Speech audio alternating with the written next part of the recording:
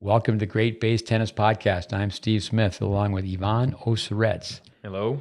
Episode 202. We're going to get it rolling right away by request. I always tell junior tennis players, we don't take requests. We don't take complaints.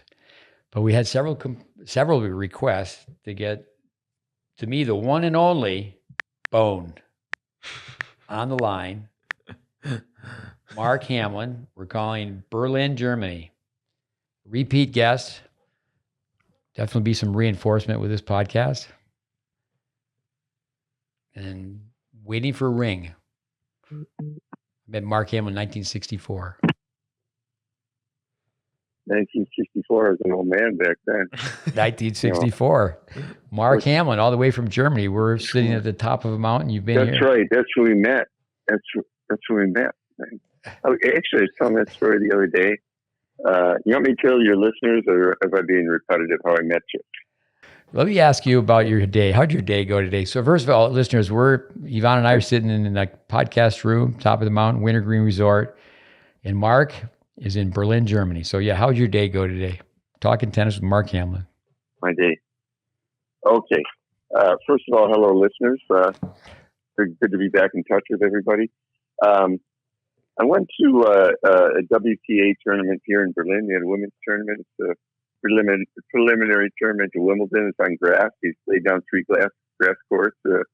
My son's club, actually, will multiply. And I got invited to the final. I sat right on the baseline and watched Jessica Pegula against Kalinskaya, Russian girl. I guess it's a girlfriend of Sinner. But yeah, I went to 7-6 in the third, 6-7, 6-4, 7-6, great match. And one of the girls, the Russian girl, even at that level, as good as she is, she's a nice forehand, really nice forehand. Isn't really clean on the backhand, I don't think. Served better, but how she can play 3 sets of tennis with getting around, hitting one over. She will not hit an overhead. She will play a high swinging forehand volley or backhand volley, but she just refuses to hit an overhead in any situation. So I think that's where you see that junior tennis all the time. Here at Wintergreen, we have on top of the mountain 12 clay courts, 3 indoor courts. We don't really go to the bottom of the mountain, but there's another 4 clay courts. That's 20, 25 minutes away. But we have a huge screen TV on the first indoor court. So I was watching some of the match. Pegula, upstate New York, Buffalo. With but anyway, I was just going to tease 2 types of people: those from upstate New York and those who wish they were. Mark and I are upstate New Yorkers, but I love to watch Pegula play. You certainly, you don't want to be critical, but she could tweak her serve a little bit. But I think listeners, certainly those coaching, we love to do a situational drill where you feed in a high lob, forehand side, backhand side, just go forward, forward, keep score. A lot of kids can't hit a high defensive lob with underspin because they have an extreme grip on the forehand side. So they have to touch the net. We don't want them to touch the top of the net. Top of the net is generally made of plastic. Juniors come in and just slam the net. But then, get the crossover steps. They have to let the ball bounce. The really little kids, if they're in the green zone, they can put the overhead away. But if yellow, it's more like an approach shot. Red, it's more like a ground stroke. But how we do it is we ideally say, okay, try not to lob twice. So throw the lob up high and then try to counter where you could then transition from defense to offense. So your partner's hitting an overhead, and then it becomes competitive. So the partner initially is just that, and then they become an opponent. So can you stay right in close to the baseline and then hit topspin down at their feet? But not taking anything away from the girl who you said would just refuse to hit an overhead. It's a pretty safe bet she didn't do a creative drill like that when she was a kid. But go ahead. But first set, no volleys. Second set, the Goulet was like 5 volleys, made 3, missed 2. So it wasn't much up front, but, it was good competition. It was close, and, but you're right on her serve. She was throwing in second serves at 130, So you're talking kilometers? And kilometers. Oh, sorry. Yeah. Yeah. So You got to divide that by, well, 0.6. 0.6 times 130. So they were pretty slow, you know. Scotty Perelman. Mark Merklin was a coach at Florida. So I remember going to Florida, taking juniors up just to be inspired by the idea of playing college tennis. So Merklin, they're showing him all the time. So I'm sending text messages back and forth to Perelman. I said, let me know if Mark Merklin has the pearl juice. Does he got the pearl juice? Anyway, it's amazing that you can text people. I've been texting people that they're actually the coach of the player playing. It's amazing. That wasn't around in our day, Bone, back a few years ago. Yeah. So you watched the match. What would you do with the Russian? Is the Russian gal doesn't hit the overhead, right? Russian girl? What would I do with her? Well, teach her an overhead, you know. They set her up and, you know, seriously, you know, just set her up and get her hand set and just toss her some balls and let some balls bounce. And you know the progressions, you know. I mean, she served quite well, I thought. She actually served better than the Pagula. Okay? And, but she had 5 match points, okay, in the second set. And 3 of them, she went down the line on the forehand, caught the tape on 3 of them, you know. So, you know, after a pretty good rally, so she just went for it and didn't make the play, you know. But, you know, from 50,000 feet, to me, it doesn't look like Pagula gets that emotional, but she was definitely emotional to win on grass. It was her first title on grass. The day before, I watched quite a bit of the match with her and Coco Gauff. I mean, you know, when I got there, Coco Gauff had to play Pagula, and she was down 1-3 in the third set tiebreaker. Oh, okay. You watched the end of that. Okay. Right. Okay. And then I think Pagula won at 7-3 or 7-2. It's pretty. She beat her quite cleanly. But Coco Gauff also, you know, 2 or 3 points on the forehand. She just released that underarm or that lower arm too fast instead of getting the shoulder up to the chin. You know, I mean, people just don't understand that. You know, the upper arm. Vic used to always talk about the most important link on the forehand is the upper arm, and just bit right up to the chin. And you could see, you know, the lower arm broke off, and you know, as soon as they get into a stressy situation, they're running out of the court. You know, they don't make the play. You know, so goes right back to the base. You know, that's one thing I really going to Henry Squire quickly jumping around. You know, some things with the loop on his backhand and some things on his serve. We can talk about that, but what I've always really liked is he went right with that upper arm up to his chin. He gets way away from the ball on the forehand side and he clubs it, you know. Yeah, for our listeners, we come back to Henry Squire, somebody who, you know, we both know his dad and the long history. And yeah, we've watched him play several matches. But coming back to Pagula, is how you say things. Vic Braden, the wrist and the elbow take a ride from the shoulder. You know, swing with your arm from the shoulder. Yeah. Connect the dots. You put a shoulder, you know, how's it go? One on your chin and one on your shoulder, the connect the dots. And I think that's something that's just amazing. And throughout all of tennis, you know, people talking about racket head speed. We've been criticized. Well, we've looked at your free educational content and you don't teach racket head speed. Well, you're looking at a clip where we're teaching 9 and 10-year-olds. Yeah. Yeah, right. Well, you know, teach all the links in the chain, and then at the end, the last link is a racket head. So it's going to go fast, you know. So let's talk about that last, you know. Pagula, she has played quite a bit of doubles with Gauff. You know, I think they'll be pairing up during the Olympics. She played mixed with Austin Krajicek, who you obviously helped when he was a kid through us. You know, he stayed with you in Germany. So they've played mixed several times. And I was just told that, you know, she switched coaches. She's no longer with David Witt. And was told that she just needs to really focus on singles. What's your thought on that? Old school, new school, there is no school. It used to be that if you play doubles and you play doubles the right way, you serve both balls, first and second. that you're acquiring net skills. That was McEnroe's argument, and he wasn't too bad. And McEnroe used to always say, I play doubles to sharpen my singles, you know. But he was from a generation of volleyers. I mean, look, McEnroe, Becker, Cash, Edberg, Sampras came, it was just a great generation of net playing players, but McEnroe used to play a lot of doubles, him and Fleming, of course. I think, it's also one problem is the doubles is always the last event, okay, so singles, so maybe they just turn into doubles specialists, Well, there's so much money in the singles. With coming back to the match,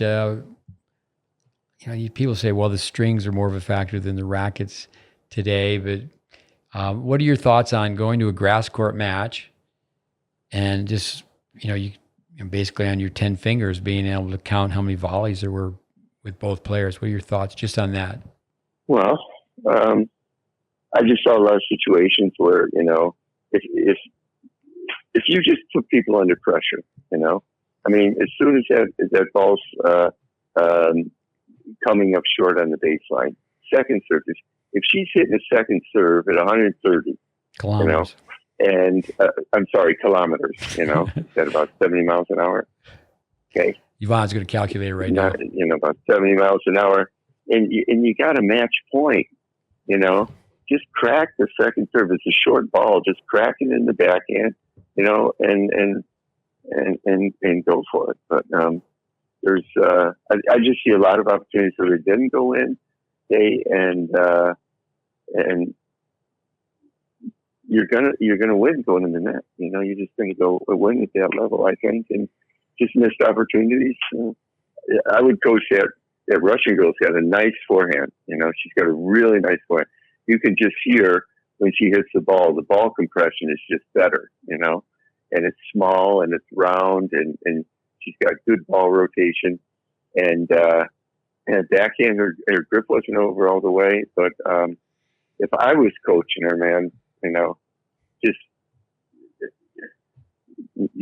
volleys out of the bucket. Remember that there was this New Zealand guy. Remember Chris Lewis? For sure, yeah.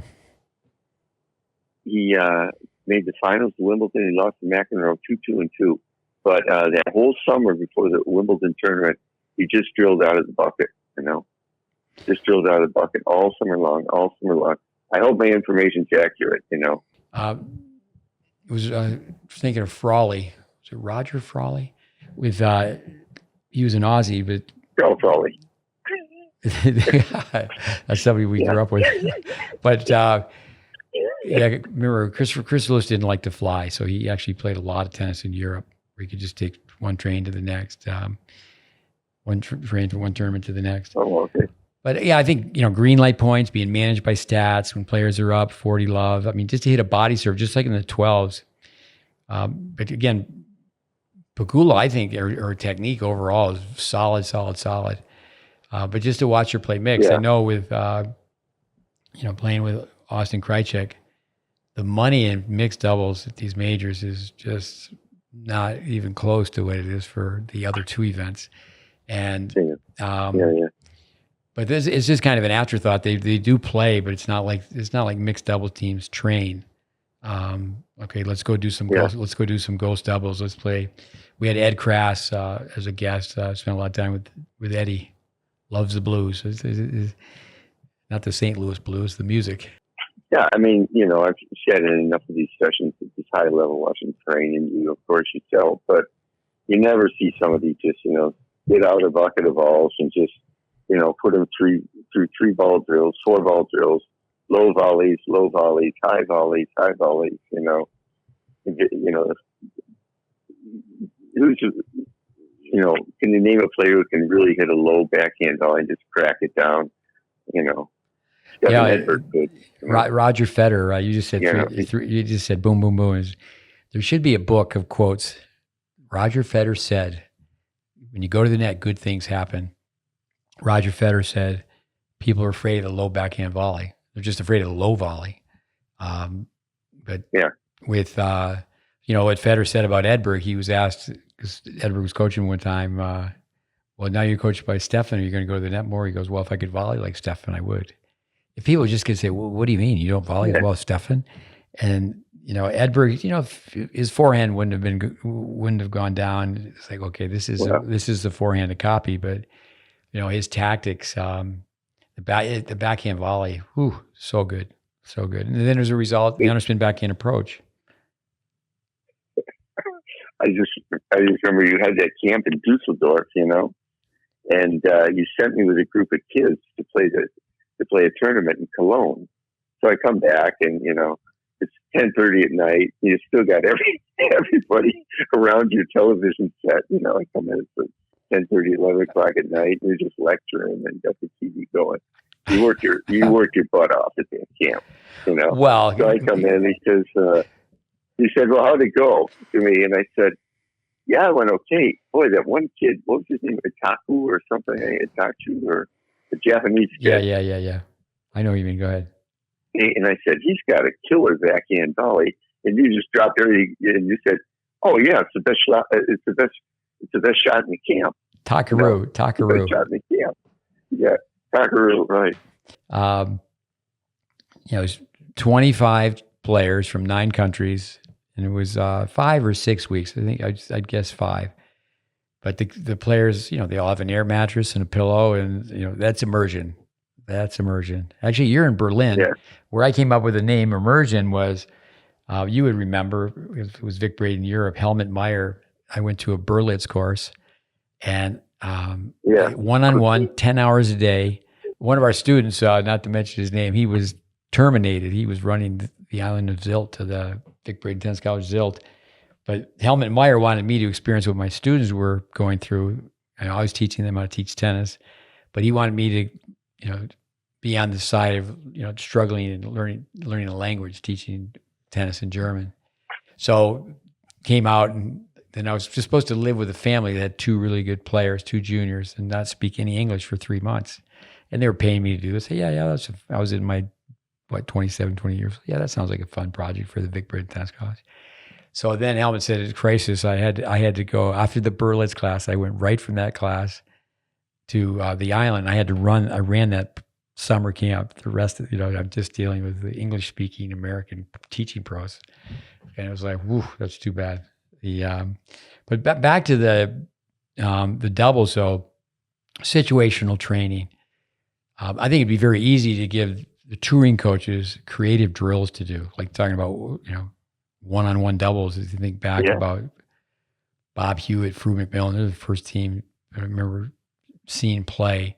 When people don't go to the net, they don't go to the net. And if they don't do it at a very young age, I think Pegula, I don't know. I mean, I know she's from Buffalo and she spent a lot of time in Boca. Even before that, she was in South Carolina at academies. So she's been in several academies, but she hits the ball really well. Like where was she taught the grips? And sometimes it's just trial and error. People say, well, the horse is out of the barn. I do think that the touring coaches could be taught situational drills. I do think what happens with touring pros, Craig Carden told me one time, he'd coached Navratilova, he coached world team tennis. What he said about world team tennis is you got to talk all day and say nothing. I think a lot of the touring coaches are kind of walking on eggshells, and it's like, no, this is what we need to do. I mean, you certainly, we could talk about Vic Braden, Dennis Vandermeer, others, but you watch these people play, what would a Jack Kramer say about watching that match today? I mean, again, Coco Gauff and Pegula, what a match! But you're right, that just the way Coco Gauff hangs on to the racket, all you got to do is look at the ready position. So good mentally, so good physically. But it's like, well, if you really want to win majors, but she already has won majors. And what did Gilbert do for her? Is that so? Yeah, I just she was hitting balls when I got there, and she was practicing because she had to go play the end of this tiebreaker, and I sat right on the terrace, and I got these VIP, invitation, and I know a lot of people here, and so somebody invited me, and so I sat right next to her, and I was drinking glass of water, and that forehand, they hit their forehand, but that lower arm just loosens up so fast, and when it really came down to it in that tiebreaker, she netted 2 or 3 forehands just because he had run a little wide, and it was just that lower arm turning just a few milliseconds too early, With Matt Clore. So I have this small tennis facility 5 miles from the tennis center in Orlando. Coco Gauff comes up and they shoot some film. He comes out and talks to me about the film, but he was asked to be the hitter with Coco Gauff. And he had told the USTA coaches, there was a water break and she's with her entourage, and the USTA people were there and tenfold. And he said, well, if I feed the first ball slow, she's going to miss it in the net. But then after that, she's such a great athlete, she'll adapt because she's penalized for being early. And I watch these players miss. I wonder if they know why they missed. And then are they looking at it Are they looking at it afterwards? Yeah. But no, I think that a guy like Gilbert, coming back to that, I think certainly that guy can coach. He just tells people. And now Andy Roddick on his podcast says the same thing. I'm from Nebraska. I don't know grips. Gilbert said, I don't do grips. They're coaching somebody who's, somebody who's 5 in the world, but, I'm sure it was big targets, believe in yourself, and high and heavy. And the one thing is that, the person on the other side of the net's not taking the ball out of the air. It's like, how could you lose? Yeah. That's the first thing Braden would say is like, just hit it high and heavy and then wait for the ball to be a little bit short. Because, there's a lot of wounded ducks, a ball floating up there. And let me just ask you this. Lost arts, I'll give you one is, just to finish on that, there's no conventional, no conventional approach volleys. What else is a lost art from watching that final? Attacking the second serve. Yeah, I'll give you another one. One-handed underspin backhand. There was some of it going on today, better than I thought, especially the Kalinskaya. She hit some good underspin one-handed backhand. What Pegula had a lot of problems with was retrieving drop shots. She just didn't open her racket face and just, either push it long back down the line or, hit a short drop shot. She missed she was like 0 for 5 running down drop shots and then executing after that. It's just something she could work on. But what we were talking about the low volleys, I just want to tell your listeners, the thing that's always helped me teach it was Vic's formula is when you're hitting that low volley on the forehand or the backhand, you should match the angle of the falling ball with the racket going forward and not be chopping down, So you got to open your racket face slightly. Doesn't have to be more than 10 degrees, and just go back up with the racket, the same angle of the falling ball. And that's how you crack that deep backhand volley back, like Edberg did, You look at old film of him. Hey, what do you think of that? No, with, getting down low and certainly having the racket face be slightly open, as you said, and going up, not going down. Right. And then the other deal is that, you're not going to try to do anything fancy. You're going to go back basically most of the time, take it back right where it came from, but you got to go back deep. Sampras was someone who's great at that. But if you don't volley, you don't volley. You don't play doubles, period. When you play doubles, you play the wrong way. Then just recognizing, Vic used to say a player has 4 weak positions. So when their legs are crossed and the racket's low, legs are crossed and the racket's high, backhand side, forehand side. And as soon as they're in that position, your opponent, you just hear footsteps, you going forward. And if you just make one volley, one volley just jumps way, way up. But again, great athletes, great players. But yeah, who's really a complete player? But I do think what happens when people start to improve, it's even like, say, in junior tennis, people become pretty good, and then the kid is recruited, whether it's a federation, whether it's an academy, whether it's an agency. And Vic used to always say that the kid doesn't change, but everybody around the kid changes. And then also too is how big is someone's lens, I mean. How about your boy, the kid who wins the Orange Bowl, Victor? I think that's sort of an example of what you're talking about. Yeah, well, with Victor, we document what we do with players. I mean, 12s, the USTA 12s, the Orange Bowl, the La Petite. But he hasn't really been in our circle. But great family, great kid. I hope he breaks out of the climb up the ATP. But yeah, I saw him play 3 times a year ago, and he's playing like so many other people. He's running around the backhand. He's not getting enough net appearances. But we have film of him. It was taken off YouTube, but we have film of him. We saved that where it's 12 and unders, and he's going forward.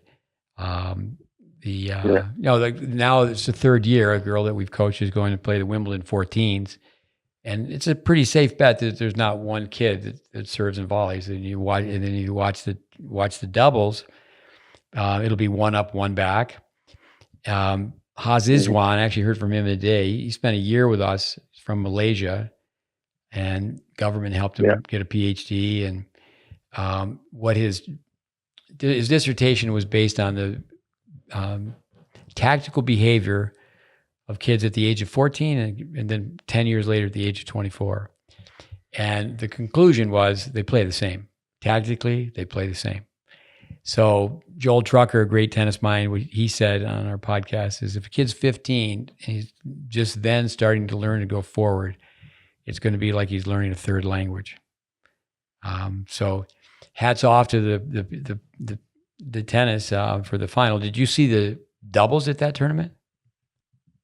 No, I had to go. I had a lesson in Malta. I had to go see his grandparents, and the people that invited us had also an appointment. Because it took a while, I mean, it was a long match, and there was a little bit of a mini match in front of that the rest of that tiebreaker. So we would go with our listeners. So you mentioned Malta. We have to say, okay, who's Malta? Is your son who plays college tennis in the U.S. So now he's 20, 21 years old. When you're sitting with him and you're watching a match, what's he know? What's he think? What's he say? Pretty good. I did have a situation on the other day. I was getting back to that backhand volley, and I was explaining him really how to spread that first finger out and exactly the grip, just, over on the top of the one, and how you can, if you get your finger spread, how much easier it is to open up your racket face, for low volleys. Okay, and he didn't really know that, but Malcolm knows quite a bit. He's one thing he's done for himself is he's really figured out to handle losses, or a bad loss or a match he should have won loss. Okay, but on the technical end, he's still working on his game. He was all upset about his backhand. I saw him play. It was good. He's transferring now, that to Texas Wesleyan in Fort Worth. But he said something wasn't right in his backhand. I said, well, I think your steps going out too late on the 3-point landing. And then, he just went ahead and worked on it. He said, yeah, I think that's it. And he came up with a few other little, little tweaks. And now he seems to be really hitting it the way, that he wants to hit it. So, he's informed. One other thing I noticed on the tour when I was in France, I was just at the French Open. Okay. And, but the tosses are getting lower, the tosses are getting lower on the serves, and they're much more out in front. But let's backpedal to the spreading the index finger. Braden the resource, base knuckle on number 1, but Braden the man, it's on the right side of number 1. Because Vic taught to the masses, TV shows and what have you. But we always tell people, if you're going to go catch a ball, we were actually doing a drill earlier today, lightning ball. It's like ultimate frisbee with a tennis ball. Mm-hmm. And we have to teach kids how to catch, but you have to spread your fingers. You don't have all your fingers bunched together. With, just asking you about your son, the details. The devil's in the details. With let's back up and tell us about the French Open. You were at the French recently. Yeah, I was only there a couple of days. I thought, it was, Henry made his run there. Henry Squire, who, we talked about him a little bit in the past, and then the beginning of this this session, and so I joked around to Dave. I said, "Well, I'm coming in on Thursday. Your son's still in the tournament. I'll be glad to see him." And so I show up Thursday. Our flight came in like 11:30. We got a taxi, threw our stuff bags at the hotel, and just ran over the tournament. This hotel we got is about a 35-minute walk, and we're at Roland Garros. So we show up, and with all the rain delays and all the pushbacks and all the maps, we don't even get to see. I saw Henry, and I got there at the beginning of the third set. He beat Purcell, and he was playing the Canadian Felix Auger. I can't pronounce that name. Give it to us one more time. Yeah. Go ahead. Felix Auger Aliassime. Gilbert, I'm not messing with that pronunciation. Felix AA. Oh, let's back up. Tell us about your connection to the dad, David, and then Henry. Go ahead. Well, I met David in Dusseldorf years ago before we both had put children into the world, And his son and my son have a very similar birthday, one day apart. His son's 2 years older. And so I met David. It's sort of a funny story the way I met him. This American girl, introduced us, and she had met David in Dusseldorf in a language class. And so he found out I was a tennis coach, and he was a tennis coach. And so he said, asked me if I want to come do a camp with him, I said, yeah, I'll do that. So I go up to his club, and, it's kind of unorganized, and his kids run all around. And then I kind of call everybody together, and I said, this is what we're going to do. These are the grips we're going to use in the camp, and this and that. And Dave's kind of just looking at me like, well, what's this guy doing, And I just started holding all these little lectures and this and that, and organizing, beginning drills at a camp, drop inning drills and stuff. And Dave's just kind of staring at me. But finally, he sort of got a handle on it. He saw it started working in the camp, and it got a positive. So he had a child, and then I kind of helped him out with him. I remember when he was a young kid, he had really bad palm up on his serve, and I explained to David why that won't work, and I showed him how to fix it. And, and all his strokes over the years, he sent me videos, and I've given him my advice on the video. And then Henry spent time at my home here in Berlin with my son, and I taught him in our center, and helped Dave teach him and whatever. And so, well, he just got up to be 220 something in the world, and he was the first one on the waiting list to get into qualification of the French Open. And they were sitting in a cafe, and Dave looks at his phone. He said, "Henry, I think you're in."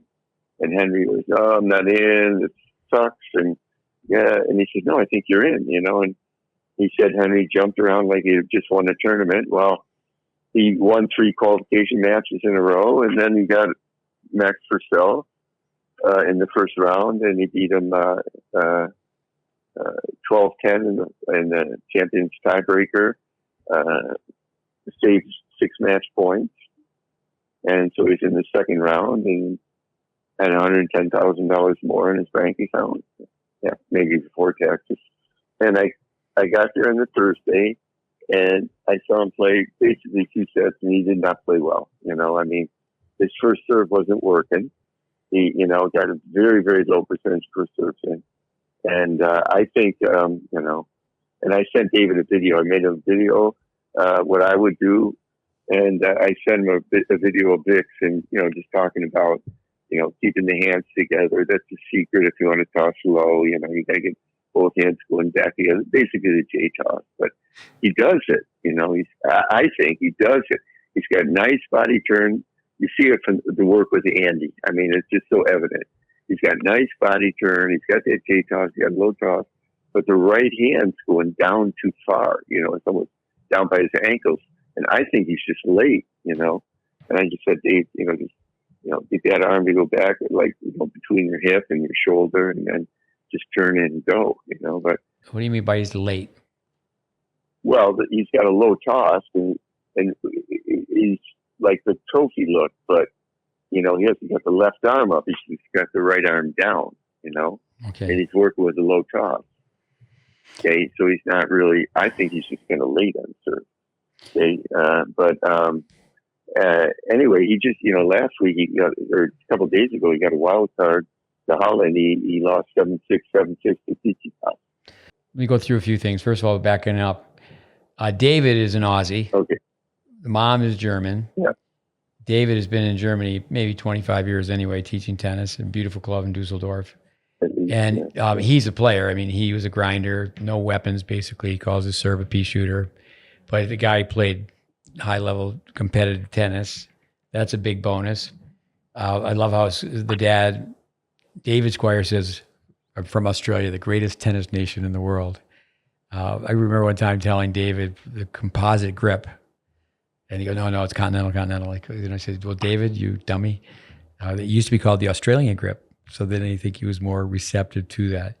But no, he was either 6 or 7 years old. He came 2 years back to back. I mean, I have so much film of Henry's. I know you do.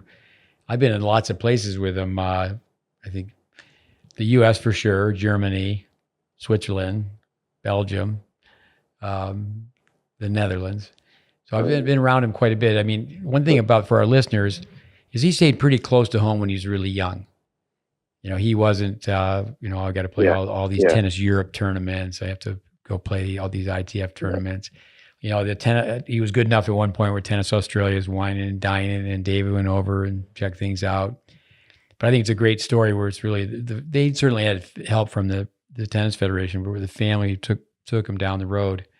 But now to see him on tour, I think he got off track. He was at Wake Forest, I think, just for one semester, and it's not to blame Wake Forest, but I was at the NCAAs and it was like, what is he doing? So again, backtracking, when you, say Andy or Henry, just for our listeners, Henry Squire, a young German player, climbing the ladder now. So he's 2 years older than Malta. What is he, Henry 22, 21, 23? Malta's 21. He's going to go on 22. Right. Yeah. So, but then I would say for 12 months minimum, maybe more than that, but that he had to go back to basics, and that he got a little bit off track at least two different times. Coming back to the match in Berlin, let me just ask you: I watched the Tsitsipas match. I watched the whole match.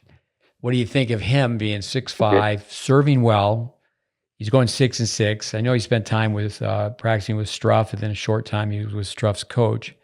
What do you think of him not going forward? I didn't see the match. I think it was a mistake. I think he's got to go in. It's in bowling grass. Okay, I mean it works. Okay, but I didn't see it. I just followed it on live scoring. But I said to Annie Svitzel, not that I have a voice, a thought, but just hypothetically, is that Austin Krajicek, if he were to mentor a young Henry Squire as a doubles partner, has Henry played enough doubles? So when I was out at the NCAAs, he's serving, staying back. I was with him in Switzerland. He's 13 years old. And he's a sweetheart of a young kid. He was just a really kind kid. He was not one of these obnoxious, off the wall tennis kids. I mean, he's very polite, soft spoken, and just remember him just in his little voice going, "Sir, I have to serve and volley on the first serve." Yes, the first serve volley, on the second serve. He's just totally shocked. And but that's coming for the listeners. Just before we started this podcast, there's a gentleman up here. His daughter's climbing up, and she's improving big time, and she moves like a Ferrari. She can run and just start the course, stay the course. She's got a cast on her left hand and can't play a topspin, two-handed topspin backhand. And you have to remember, what do kids know? We had her play a match with this boy from Canada, same age, And he didn't even know till they played a practice match. He didn't even know she had a cast in her left hand. But my thought is, with Henry, he played Hoffman. I watched some of that. Hoffman is a great German player. I think it's Yannick Hoffman. Yeah. Played at USC. I was at the match where he won the last match out as a freshman for USC to win. I remember talking to him one time at a pro tournament. He's friends with my son Connor. And I just look at it and okay, somebody would say, okay, go sit in section F and buy a hot dog. You're just tell us. Let's go on a tangent. What's the thing with you, King of the Road? What's that? Tell us that. How's that go? King of the Toads. King of the Toads. Vic Braden Yeah. used to always say that the country song King of the Road, but King of the Toads. Vic used to, I'm teaching toads. Louis Kaye does say that, which is nice. He goes, well, you have to remember. I mean, he's coaching the best of the best Brits right now. It's not like he's teaching anybody how to volley. So people get really confused with that. But no, I just think with David and like Vic Braden, well, it's always technique, is that people need to realize Joel Trucker, he knows that so well, well-known tennis writer, that Vic, he worked for Jack Kramer and he ran the Pro Tour back in the day where if you were an amateur, you played Wimbledon, the US Open, but you turned pro, you played for money and you played for a percentage of the gate and this and that, the barnstorming days. Vic Braden hung out with Lou Hode. Vic Braden hung out with Rod Laver. And, people don't really know that. Yeah. And so he really, really knows tennis. But coming back to the women's match, I used to say, okay, now women's college tennis, they're playing one up, one back. Now it's pretty safe bet that maybe one team is playing serve and volley doubles. But so with Henry, is he playing doubles? So what Andy said is that I don't think that he's played enough doubles to be ready to play big time, with someone who's like a top 20 doubles player in the world. But I'd say he has the serve. He's right there. He's playing Tsitsipas. There's things where, he's got a platform stance on one serve and a pinpoint serve on the second. That's very unusual. But it's kind of like with the stance on the serve. Most people have the stance wrong. If you're just thinking what's biomechanically the best, what's most efficient, like a right-hander is going to have the correct service stance in the ad court, but they're going to have the foot behind them. They're going to have the same exact stance. So I tell people, just make a choice. What are you going to do?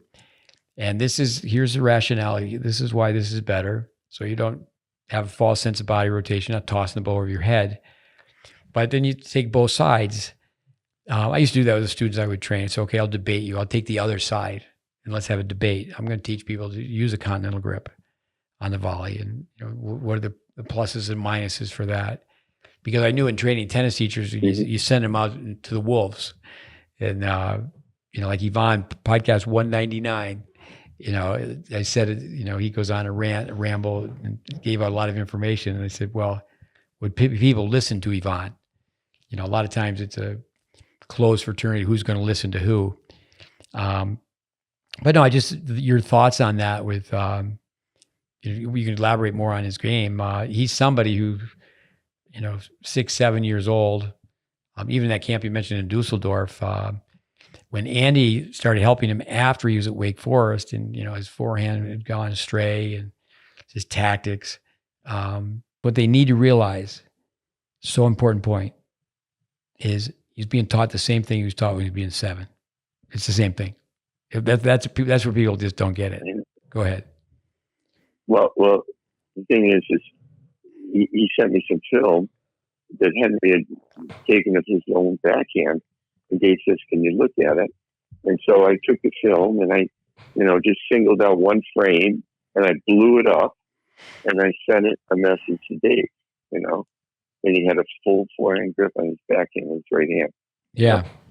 Okay, and then so and that was right about when he left Wake Forest. He came back, and I told Dave, and actually I was over there, and I think I gave him a little lesson on the backhand one time, and or 2 times. I was there for a couple of days, And Dave said it was better. It got better. It got better. And then that I don't really know if he made the change the way I would have really made it, but there was a change and it started working better. But so his base broke down too much.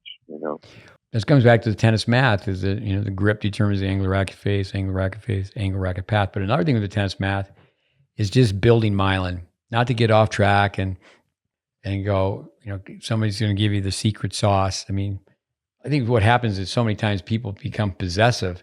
Coming back to the touring coach, the touring coach needs to have someone needs to be part of it where they can go back to the well, go back to nuts and bolts. I was just watching, and those young coaches out there with these pro girls, they look scared.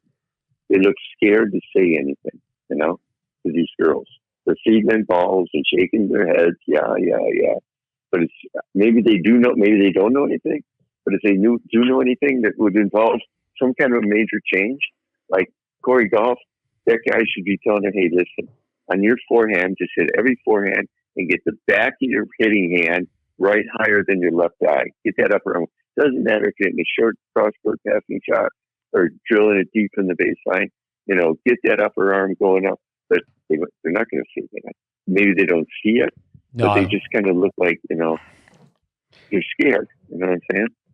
You can fire me if you want, but this is what you're doing wrong, In the U.S., so many times we get really popular college coaches are calling me because there's somebody within our network that they want to recruit. And then if they say it's not a good crop, they're not calling me up to say hello. And then once they get that horse in the corral, you don't ever hear from them. You don't ever hear from them. And that brain trust, there should really be a brain trust. I was with Andy one time at a facility in Boynton Beach, Andy Fitzell, and it's a place where they had squash courts in a gym, and Coco Golf was in there with two young guys from Mortagola, got the hats with the M on. I kind of like looking at two Mormons on a bicycle. They got the white shirt and the tie. Well, those are the Mormons. Well, these guys, the M is for Patrick Mortagolu, and two fitness coaches are with her constantly. But her little brother is playing, and it's like, well, that's where it needs to begin. That's where, how are people taught when they're really, really young? But no, I think that's a good point that they look scared. Is that, who's the boss? Luke Jensen says that. If the coach tells it in the tennis world, the coach says, "Hey, you need to go run 5 miles." It's like they might tell you to pack your bags or you get a new coach. Malta's teammate, where this tournament is being played, is my son Malta is his tennis club. He used to play junior teams there and that, and so it's a big club.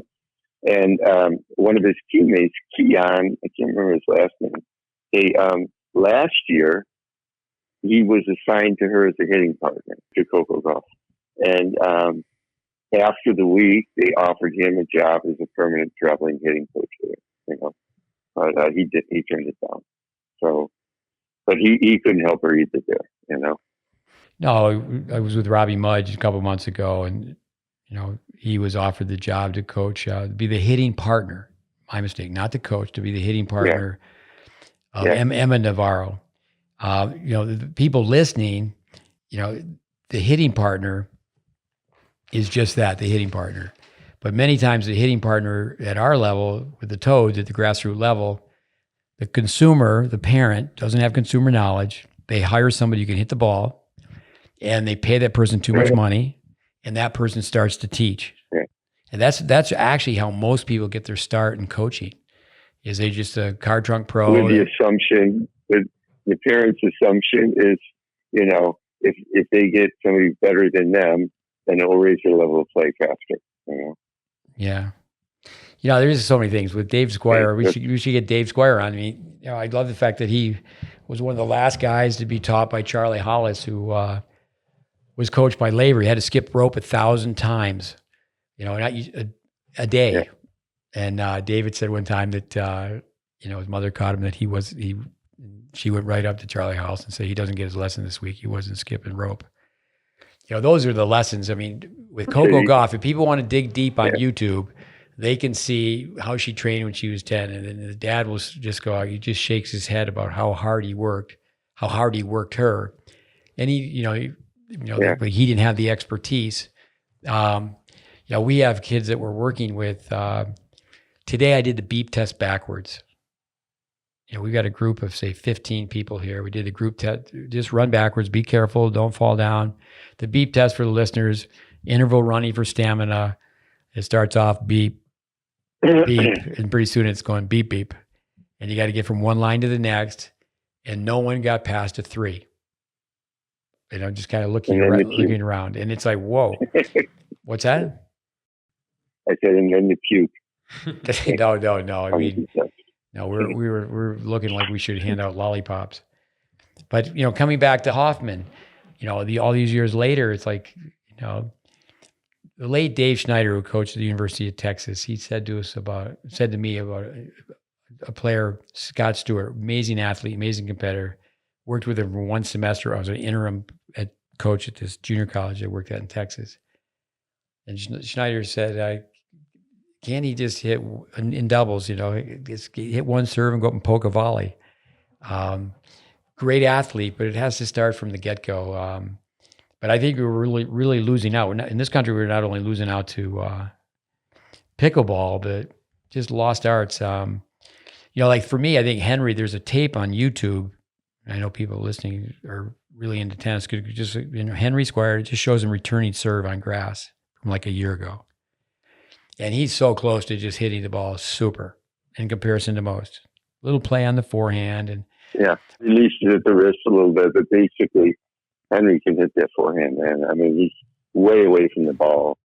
Yeah, certainly some play on the forehand. But on the return of serve, for our listeners, Monica Selch's father, cartoonist, the story is that from the service line, he served 2 baskets of balls at her every day. And Vic used to say, I don't know if this is still accurate now, but that Selch took the ball earlier than anyone. And she was ferocious. I mean, and her technique was not the cleanest, but she just took the ball so early. But that's to me, I think, say with, Struff.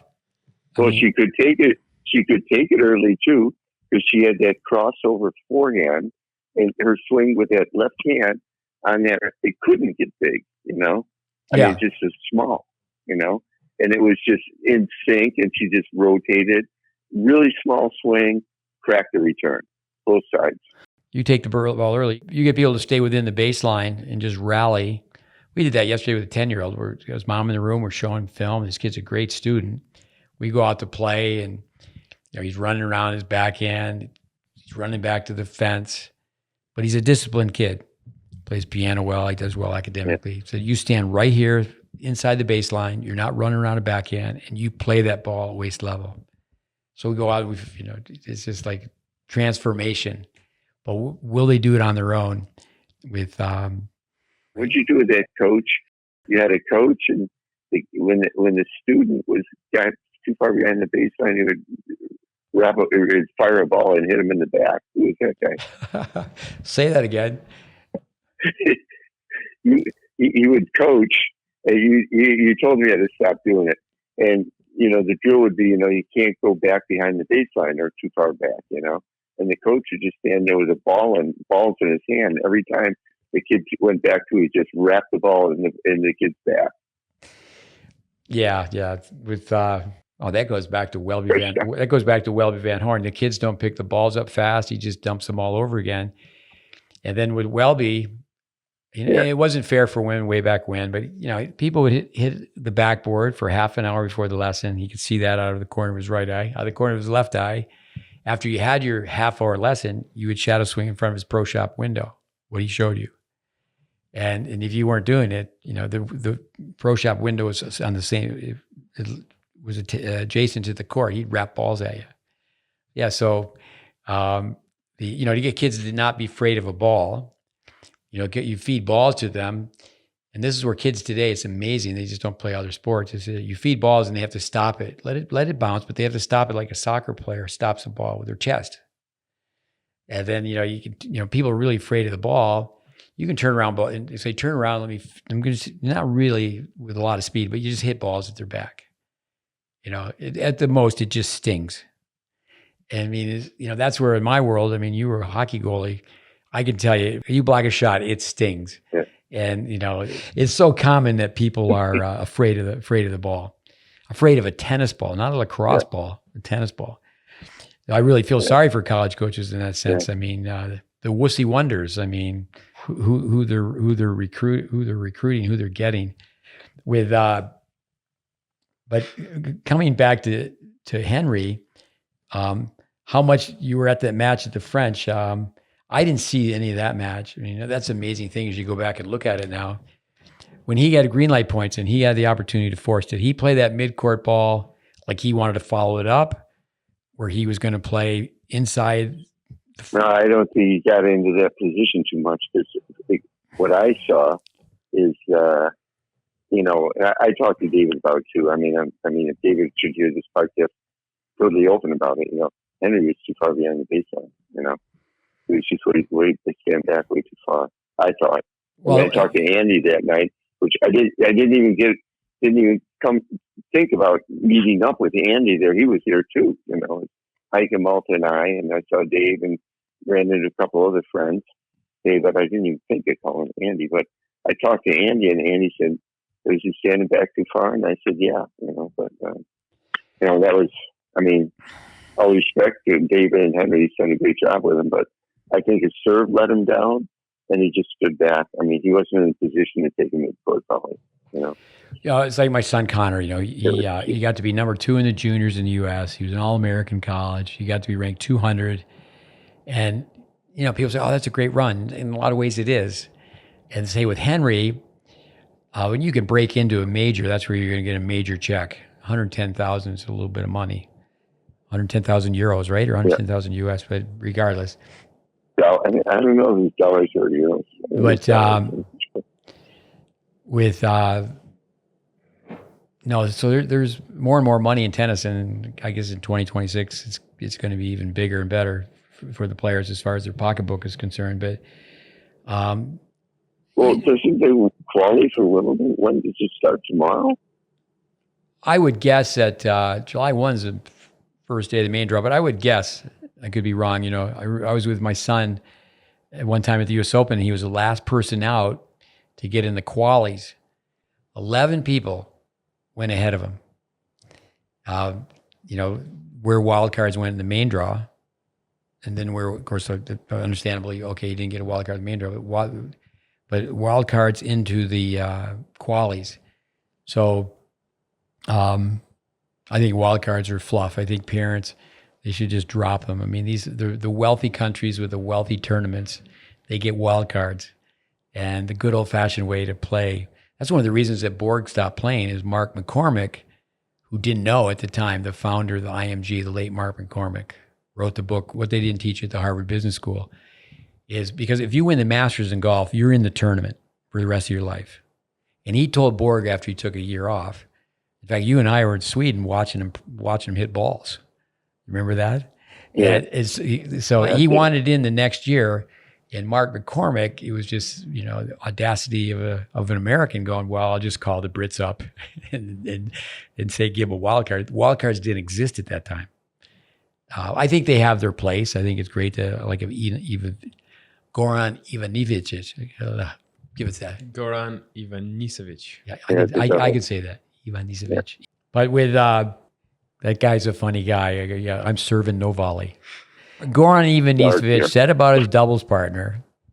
They asked about playing with him. He said, "First time, last time, and never again." Well, Croatian guy, won the U.S. Open. Last name begins with K. Help me out. Senior moment. I have a lot of those. He went to U.S. Open. Goran starts coaching him. And the guy used to have this really high toss. Yeah. So Goran starts coaching him. Cilic, Marin Cilic. Yeah. And Goran starts coaching him, lowers his toss. He serves everybody off the court, wins the U.S. Open. Federer said about that. He was being interviewed, and they asked him about Cilic, and they asked him about his game. He said before he changed his serve or after he changed his serve. But people are not in tune with that. They're just not in tune with that. I was one time with Austin Krajicek, Raven Klaassen, Indian Wells. For our listeners, Klaassen is somebody that spent 4.5 years with us. Number 1 in South Africa in the juniors, rebuilt his game. And, he had a career where I think he made close to $4 million, got to be, he was a Wimbledon finalist in doubles, top 10 doubles player in the world. So I'm with Krajicek and Klaassen. I have Klaassen trying to advise a young Krajicek. And, I think from that, Austin got involved with the ATP board, and there's some positives from that. Those guys hit balls all day. It was Silic and Goran all day. And it's like, does anybody see this? And they're just, just basic cross courts. Juniors don't go out and say, let's hit half-hour cross courts. That doesn't happen anymore. It's just like, but it's right there under your nose. And what a place to be for watching tennis. Like I think of it, Jimmy Connors, the way he would steal the ace, and he was so acrobatic on the baseline. And Henry being 6'5", being a big guy, is like, can he just get in there and steal the ace? And so he goes 6-6 with Tsitsipas. I think what happens with that is that's more confusing than anything. It's on grass, and it's like, what would happen if that was pro sports? What would that happen if that was, the old days with Green Bay Packers and Vince Lombardi? What would happen if that was Jack Kramer looking at that? Is, hey kid, can't you hit a body serve, come up and hit one volley? And, like Andy Roddick was being coached on the Davis Cup. It was on TV. Patrick McEnroe, the live mic picks it up and says, hey, serve and volley. I'm telling you, hard court, one of the best serves at the time. He serves and volleys, and he just gives Patrick grief. He goes, that was a great idea. So here he is. But, Roddick would just yell out, my volleys suck. And, he does defend himself. It wasn't the backhand volley technique. There were so many other factors. That one volley missed where he would have gone up 2-0. But as great as Roddick is, or great as Roddick was, I should say, Davis Cup, it's not like, well, we'll just put him in the mix, for doubles. Well, like Pete Sampras, the Aussie made a mistake. There's the two Woodies, the lefty, the redhead, Woodford. I'll go with Woodford, Mark Woodford. He, during the tie, he said, well, Sampras doesn't play doubles anymore. So Sampras hadn't played doubles in a long time, but they put him in, Tom Gully makes that decision. And watch out world, because Sampras can volley. It's like the old expression I tell kids, people say it's like riding a bike. At my age, I told the kids today, because I really at 78 years old, I can't really demo very well anymore. Even sliding on a clay court, just whatever. But I told some kids that I have read that you get to a point in your life where you lose at least 1% of your athletic ability every year. And I'm just saying, these kids can't even catch a ball. How much athletic ability are you going to build up before you start to lose it? And but it's the tennis world. People at the pro tour, they're going to tell guys like you and me, well, no, you didn't play the game and all that. So the same story with, doubles. The Olympics were in Spain back in Barcelona. So who's a German put in for the doubles team? Boris Becker and Miguel Stich. They never played doubles, but the guys got like both great serves and both great volleys, and they won the gold medal, When Rafa won the gold, he knew it was a bonus because he knows that's not his forte. He's going to play doubles with Alcaraz. But there's a great photo of Federer and Wawrinka who won the doubles. They were just singles. Obviously, they played Davis Cup. Yeah. But so they're both left hand on the racket. The racket's in the salute position. They both are turning like, who's going to get this overhead? But the pros are so powerful. They're on TV and people are watching, and you're telling kids go forward, and they're watching the pros and they're not going forward. With Max Cressy, he's fallen off. But at one time, I think people have a book on Max, and he was in the circle with Matt Clore with the USTA. Was he going to sign with France or sign with the US? And he ended up going with France at one point, and what a work ethic and great dreamer. He really believes in himself. You got to have the dream. I think the dream is matched. If you have the dream, you're going to match it with a work ethic. But just having the elbow raised a little bit higher and getting the racket face square a little bit longer and being able to hit a volley. And I think that one of the reasons he jumped up so high is it took people for a while to get a book on him because they don't play certain volleyers anymore. And he cracked top 40 in the world. Maybe it's injuries and whatever, but Just tying up with Henry. You're talking about him always being a nice kid and this and that. Boris Becker commented on his match at the French Open, and 3 times, and this is a compliment to Dave, he said, a very good erzogene Junge. That means, a very good erzogene. He was a very, very good brought up young, with good manners and good posture and everything. He said that in one, commentary 3 times, Becker. Yeah. So, and, he's got, straight A's in that department. But maybe if he had went a deeper GreatBase, had a deeper understanding for it, he's got a lot of assets as a tennis coach, no doubt about it. He's a good friend, but if he had a deeper understanding of GreatBase, and like you said, if he could go in and serve and volley, take that mid-court volley, backhand volley, arm straight, out in front, get the grip over a little bit more, just drive it, wow. No, he's good. So if you think about doubles, he's got, people now, the 40 is a new 30. If you play doubles the right way, I think if you have aggressive partner, you only have to cover 15 feet. But I just think that if you play doubles, you serve volley, more net appearances, but all the little things are going to add up. Like what you said about the toss on the left hand, and, why he's cleaned up so fast in the past is that this is the way the brain works. But I think also too, whether you talk about the character of Lou Hode, and I think that it's not just about technique, but at the same time, now he's obviously hats off, great tennis player, great kid, but it's just a few things could be done where he could have the breakthrough. I think I was with him at the U.S. Open in juniors, and he played Nakashima. He had the game then, but the Germans didn't bring him over early enough.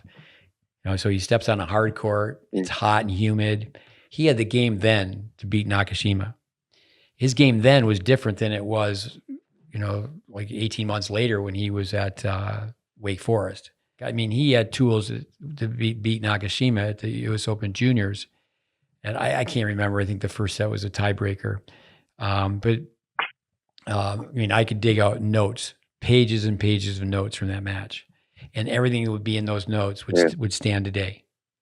And that's where, I just think that, it's like my son Connor. He was injured. He was off the tour for a little bit. He fell into the net post of all things. He had bad contusion. It was just a bad deep bruise on the shoulder. And I said, why don't you do the Billie Jean King thing? Billie Jean King went all the way to Australia, not for a tournament. She went to work with the great player, the great teacher, Mervyn Rose, to work on her forehand. And she came back. She told everybody, my forehand's so much better. My forehand's so much better. Then when she retired, she said, my forehand was still terrible. It was all a bluff. I kept telling people, I love my forehand. I love my forehand.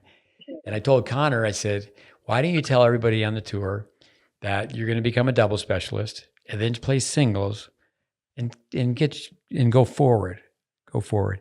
He was playing a Canadian kid who was, he won I think both the Orange Bowl and the Eddie Herr. I was at the Eddie Herr, and I said to Connor, we lived an hour away, and I said, hey, I'm taking these kids down to watch the final. You want to go? And he's 18. He was in the tournament, and I was surprised he said he wanted to go.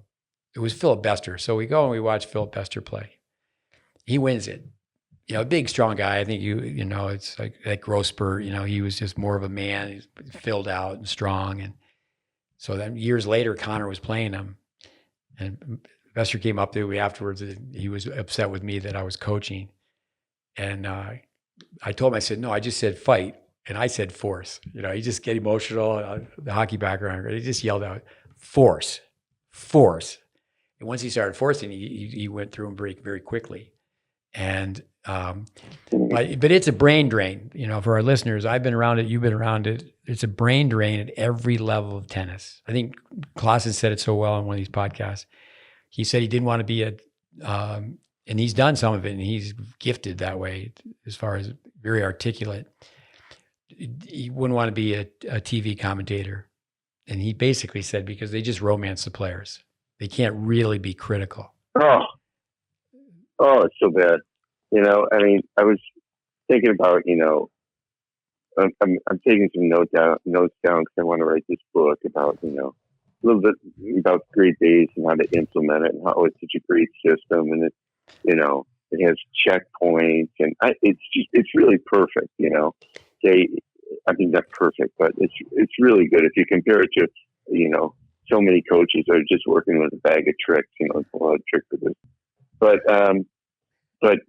there's the pitfalls too. I mean, the things that stop it from being integrated into tennis federations, into schools and this and that, ignorant parents but one of the things that really hurts is the TV commentary, that is just so much poor information and just misinformation, disinformation, telling things are just not happening, and so that's one thing. What do you think of our German boy, the other German boy, Zverev? Mikkel Zverev. Go ahead, Ivan. What do you think? Can you pronounce that last name one more time? Zverev. Oh, Zverev. What do you guys call him? Yeah.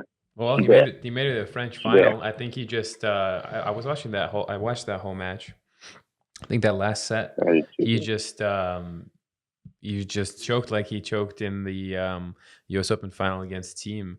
I mean, his forehand speed dropped drastically. I mean, there were a couple of points where it's like I could have, shot a ball out of my armpit faster than he hit that forehand. And Alcaraz, he has a cool tattoo. I don't remember, it's 3 letters, and the last one just means "go for it" in a more colorful language, and his language in Spanish. But and you can just tell that as soon as that 5th set started, Zverev just was not the same, in my opinion. Of course, just a few points here and there where it's like, no, you're just not going to win. You're not going for it. The phrase. No risk, no reward. Oh, okay. Yeah. No guts, no glory. I saw Alcaraz play Sebastian Korda. Good match, good player. Sebastian Korda. I used to watch his father play a lot, Okay, but guy looks just like his father. Poor guy. But he's American now. Dave Secker says he still trains quite a bit in Prague. But I was going to say about Hamburg with Zverev. I mean, first of all, I think of him as Russian. I know he's German, but he's got Russian parents. Yeah. Both have tennis backgrounds. Older brother, 10 years older, was a world-class player. But Hamburg, the weather, to me, I spent a lot of time there actually with you. Was it Bad Schwartau, Lübeck? That indoors back in the day, a lot of places in Germany had carpet. We kept the ball very low, playing on the red clay, like severe conditions. But the guy, just think of it. I did hear. I was really shocked that they asked about his older brother, and he said, "Well, I don't listen." I'm like most brothers. I didn't listen to my older brother. You would think with a 10-year difference, he would. He's somebody who's lowered his toss.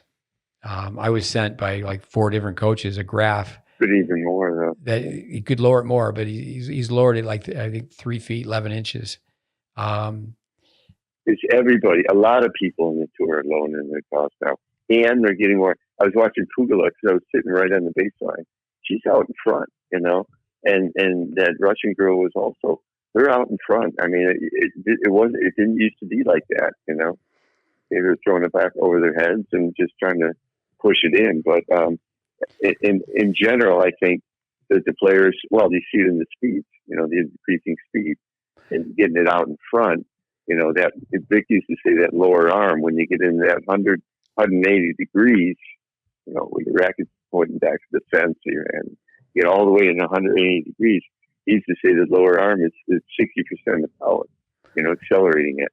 Say that again? You just see it in the speeds and serves. Yeah. Say that again? When you take your arm back, and you go forward, and when your elbow points to the fence you're serving to, then you're into 180 degrees. Okay, and your lower arm, the snap of your lower arm was 60. Vic said it was 60% of the power on the serve, and that's why you want to throw it out in front. Because you accelerate your lower arm. It's like the baseball pitcher if you see him. I'm very fortunate that people send me clips daily tennis Yeah. teachers that we've worked with. Andy Fitzell sent me a film the other day of someone serving. I should just tell you who it is, but he beat Shelton, and it tosses way out in front, and it's not a Braden serve. Vic would be the first one to say Galileo and Newton were here a long time before me, but it's just efficient. It's like a Yannick Noah years ago. It's like, okay, this looks like he just was taught out of Braden's book. But going back to the time I was with Henry in New York at the US Open Juniors, he's warming up with Cole Schreiber. He's warming up with some of the German players, which is nice that they take on the juniors. And so he was in a meeting where there was a discussion on Cole Schreiber should play against Zverev.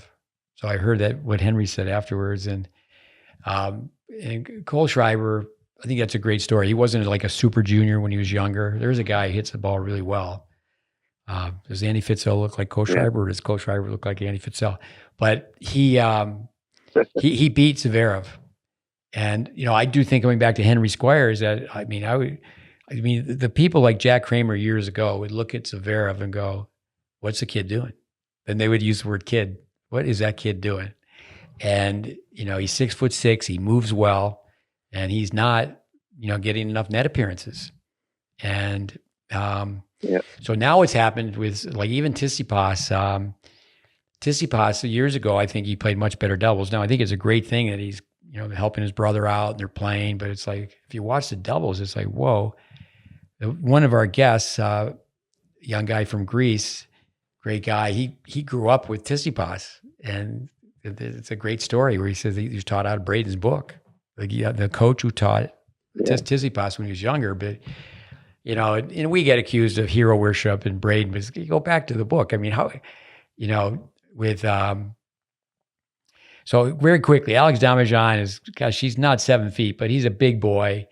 And he was good enough to win everything in the juniors. He was good enough to be at Virginia.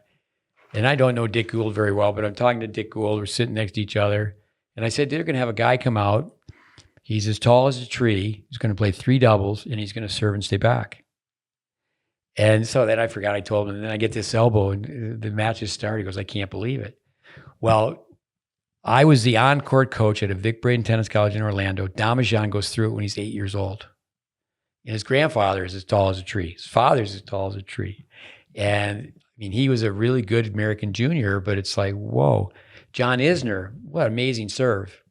1 up, 1 back doubles. But I do think with the commentators, I think what you said is that but the coaches on the tour, they're scared to say things. So are the commentators. The commentators, it's like, no, are like, what is he doing?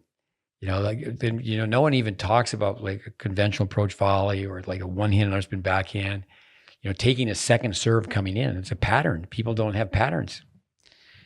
But with, go ahead. Well, my man, Nicolas Fulkrug shot the 1-1 in the last minute of play tonight. German soccer. But, we got the European Championships coming up here. And they've had the last couple rough years. They lost in the group phase of the last 2 World Championships, and so they got the European Championships. But they got a pretty good team. They just won their group, but they were down 1-0 against Switzerland. They got out. They were being outshot 19-4. They scored a goal that was called back. I don't think it was, but anyway. So I went over to my neighbors. This lawyer who I didn't know him, and I had him do some work for me, and we went out to dinner with him the other night, and he invited me over. They had, people out of the neighborhood with a big screen, and so I watched the first half, and it was getting a little cold, so I walked next door, and I watched the second half from my couch, and Hike is sitting there. I said, put in Fulkrug, because he used to play for my favorite team, Werder Bremen, and so they put Fulkrug in, and it's the last minute of the game. And they do a corner, or it wasn't a corner; it was a free kick, and he just goes up.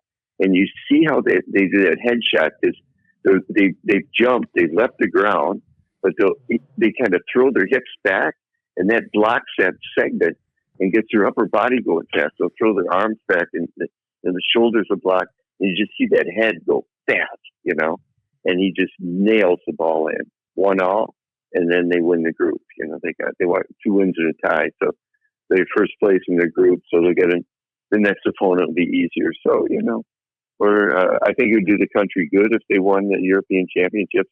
Because the Spanish look good, very good. Italians, are okay. They won it last time. The French are very, very good, but they're not. I don't think they're playing up to their level. But it's interesting. It's an interesting game. I've gotten to be a big soccer fan, and I even understand it a little bit. I even understand it a little bit. For our listeners, Mark is lived in Germany, 42, 43 years now? You're 71 years old? Yeah, since 82 or so. Yeah. Tell your listeners that you sent me over here, too. No, you sent me over here. You and Wittenberg talked me into it, man. 24 hours later, I was on I signed this contract, and you got out of it because you had a clause. Okay, if I get the job in Texas, I'm out. So see you later, guys. No, yeah, the three of us were going to go to Germany, but with if the opportunity to revise the curriculum at Tyler Junior College opened up, I had the clause not to go. But I was telling a group of kids today, and we do have quite a few Indian kids playing in America now. I one time did a clinic in Dallas. It was 24 Indian kids. And I always tease to go, the parents aren't signing them up for any sport where you have to wear a helmet. If you're wearing a helmet, that means something bad can happen.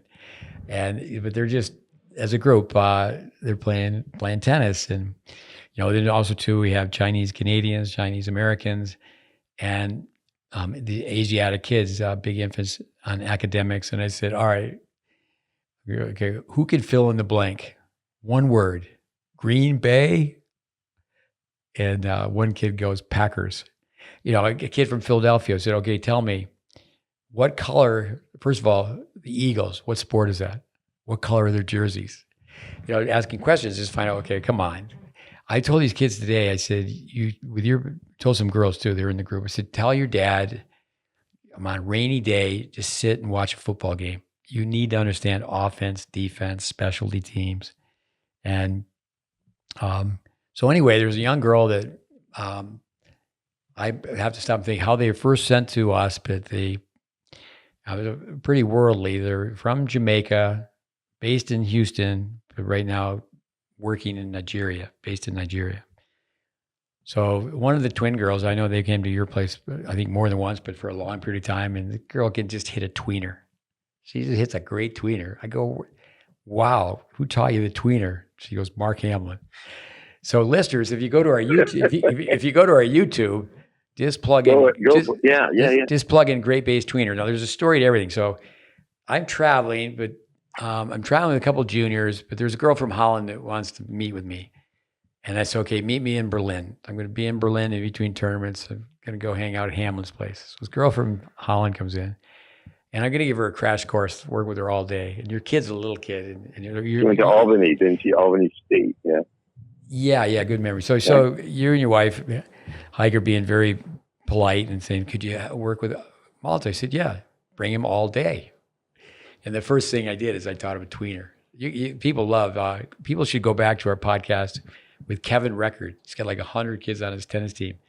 And the first thing he does is he teaches every kid a tweener. I mean, it's pretty cool to hit a tweener. But when we do that, we have a wide receiver, we have a center and a quarterback. We do a fun drill.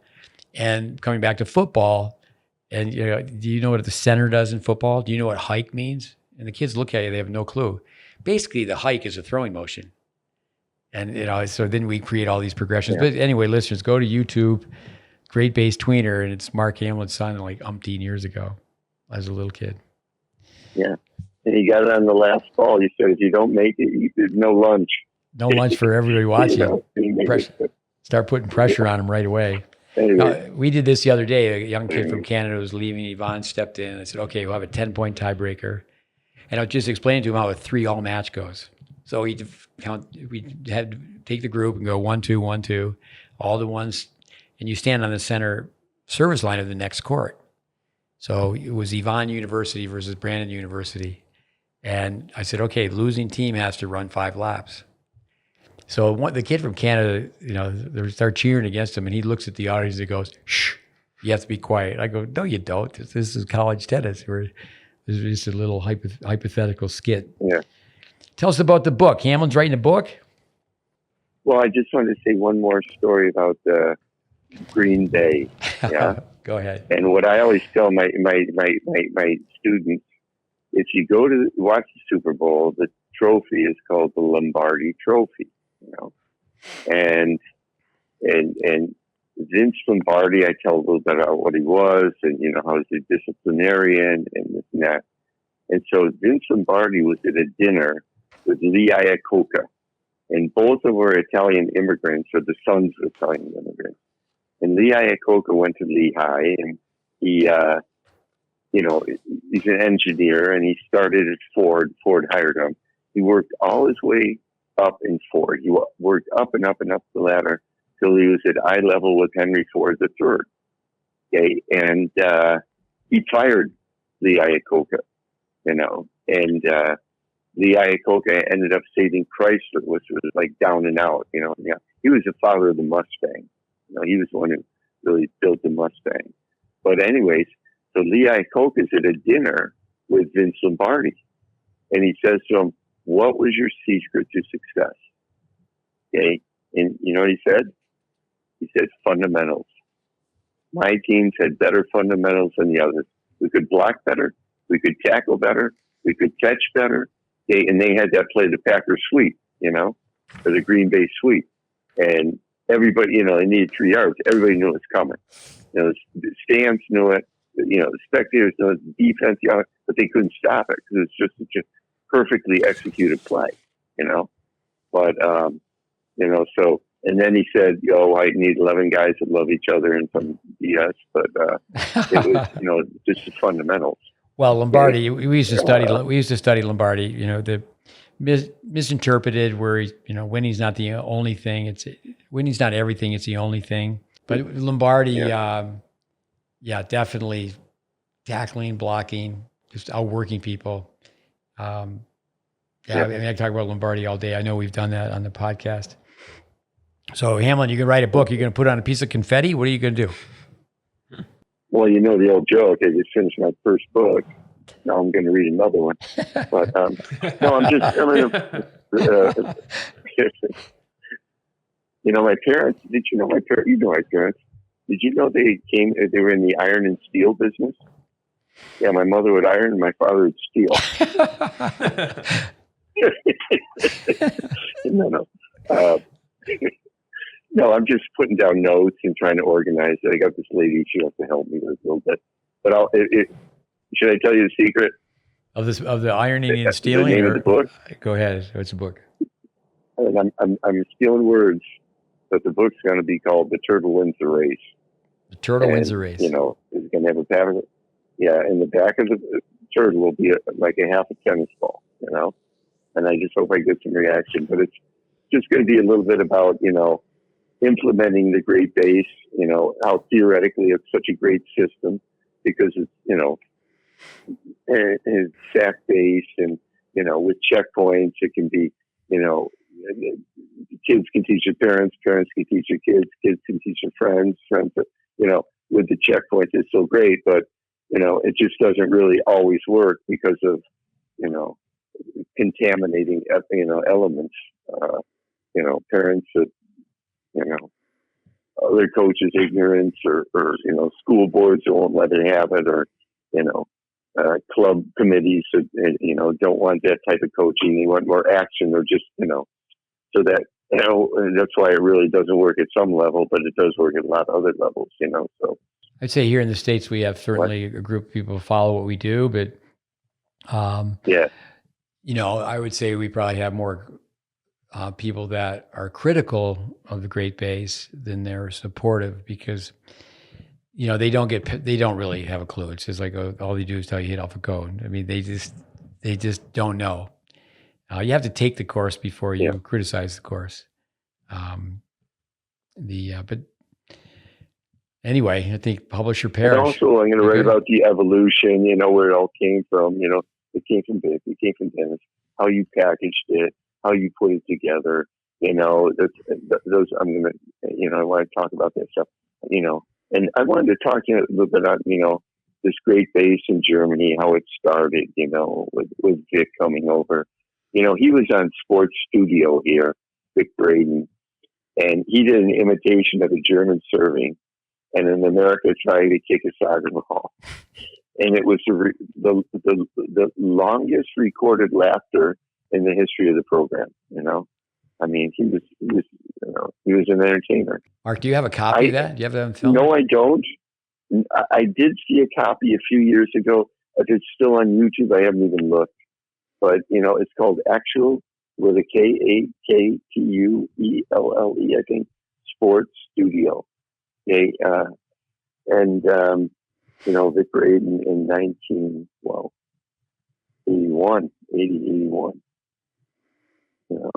So tell the story again. He makes fun of. Yeah, and there was an interview of him, and and he said, he goes, you know, this is a German trying to serve, and he, you know, does that, you know, stiff arm serve, and he kicks his leg out, you know, kicks his leg up behind him, and you know, really being stiff arm, and then everybody's laughing. He goes, but you know, then he says, and here's an American trying to play soccer, you know, and he's got stiff legs trying to kick a ball, and it was just hilarious, you know, the way he did it. You know, it's a terrible thing that there's always war on planet Earth, but the Americans back in the day, they were throwing grenades, and they were very accurate. Yeah. And the Germans, they were taking a grenade and putting on like a 8-inch rod, and they put it backwards, and they would go throw it forward. Like a handle on it. Yeah, and every once in a while they go, whoops, that the grenade went backwards. It was like 4 feet from them. But you know, we had that course, Tennis Intelligence Applied. Can you take the information? Can you apply it? But I think also too is just be given a chance. I trained so many tennis teachers that, you know, a 2-year period, got a degree, and they had a good handle on teaching. They'd go someplace and they'd be told, no, that's wrong. You can't teach that, because your experience needs to match your education. If you can, we just had a British coach here for 5 weeks, and then he went on a project, Lawrence Hyde, and he helped actually this girl get to tween her so well. He helped her for 5 weeks, and that's the way to do it. You know, reinforcement. You know, you got to. You know, how many people go out and practice teaching? You know, it's okay. I got to practice feeding balls. I got to practice demonstrating. I'm going to film myself doing demos. You know, most coaches, you know, tennis teachers, teaching's information transfer, coaching's human relationship. They're not orientated. There's not an orientation. You just sign up and they say, okay, take the basket to court 12 and this is your group. And it's just not the way it should be. You know, Vic would always make the coaches, you know, hang out with the other coaches, take notes. Well, that's what I did anyway. And I'm sure you did it. I was there almost 3 months, and then he offered me a job, you know. And he said, Mark, come on over. You might go out for teach you. And then, you know, started doing it. You just sit down and got down a few notes. And let me do all the teaching. Tim Spear, they did it all, you know. But then Vic offered me a job, and that was great, you know. I was going to say, coming back to Henry Squire, but I was with Jeff Lewis, who did some things with you, did some things with David Squire. There's a young coach that we helped one experience into another experience. And, you know, he's had a comment about Henry's game. So I went back to my computer where I lack computer skills, but I just dug it out. And it was a film of you telling him the same exact thing, like years before. You know, so maybe he was, you know, 15, and then, you know, years, you know, okay, well, here's Hamlin telling him at age 11. Let me ask you this, the PTR, Professional Tennis Registry, Richard Hernandez asked me to write Carl Hale and Doug Cash. Doug Cash, for the longest time, he was, I think, COO of Tennis Corporation of America, Chief Operating Officer, or maybe the CFO, but anyway, a leader running. He was the go-to guy for years and years. I think they got it high as having as many as 55 indoor clubs. So, and really knows the briefcase side of tennis, you know. And then Carl Hale, you know, he's done a number of different things in tennis. Been a club pro, and he's a tournament director at the Canadian Open. And, you know, he's really a well-liked guy. And so anyway, these guys are on the committee to hire a new leader for the professional tennis registry. So Richard asked me, what my thoughts are. Let me ask you what your thoughts are. What should they do? The professional tennis registry, Dan Santorum, after so many years. I know you did a lot of things with Dennis, brought Dennis to Europe and represented the PTR at one point. What do you think they should do in hiring a new leader? What needs to be done? Well, it's just got to have the background information, that Dennis had, I mean, do they have that? I mean, can they teach his system of teaching tennis? But I would revise the method. If you're going to make that kind of switch, they could actually, revise the method, keep the progressions, but, racket back and down, racket on the edge, let's close the racket face a little bit, and swing up, and they could maybe do that in one step, get a new leader, and also, PTR revised, PTR 2025. I was a tester for both USPTA and PTR and been a member for over 40 years, but I haven't been proactive, haven't been involved. I always tell people if you're going to be critical, you need to be a member. You can't be from the outside. You got to get on the inside. To me, I think, there's certainly in this country, I'd like to ask you about padel in Europe and then pickleball as well. But, tennis tennis is going to survive, but the level of tennis teaching, the standard of tennis teaching, it needs oxygen. It needs oxygen. And I think they need to have somebody who has a background, really competent tennis teaching. And then also with pickleball is say, okay, prevention of injury and, teach both sports. And because pickleball in this country is here to stay. I mean, I believe it's up to 30% of the courts.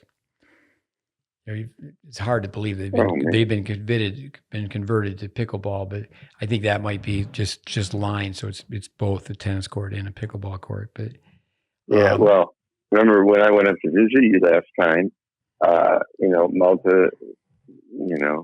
I drove back with him to my sister's house, so 2.5 hours, 3 hours, and the whole time he just was, giving me grief about not pushing him harder when he was a kid and this and that. And so, but anyways, we found 2 really nice public courts right around the corner from my sister.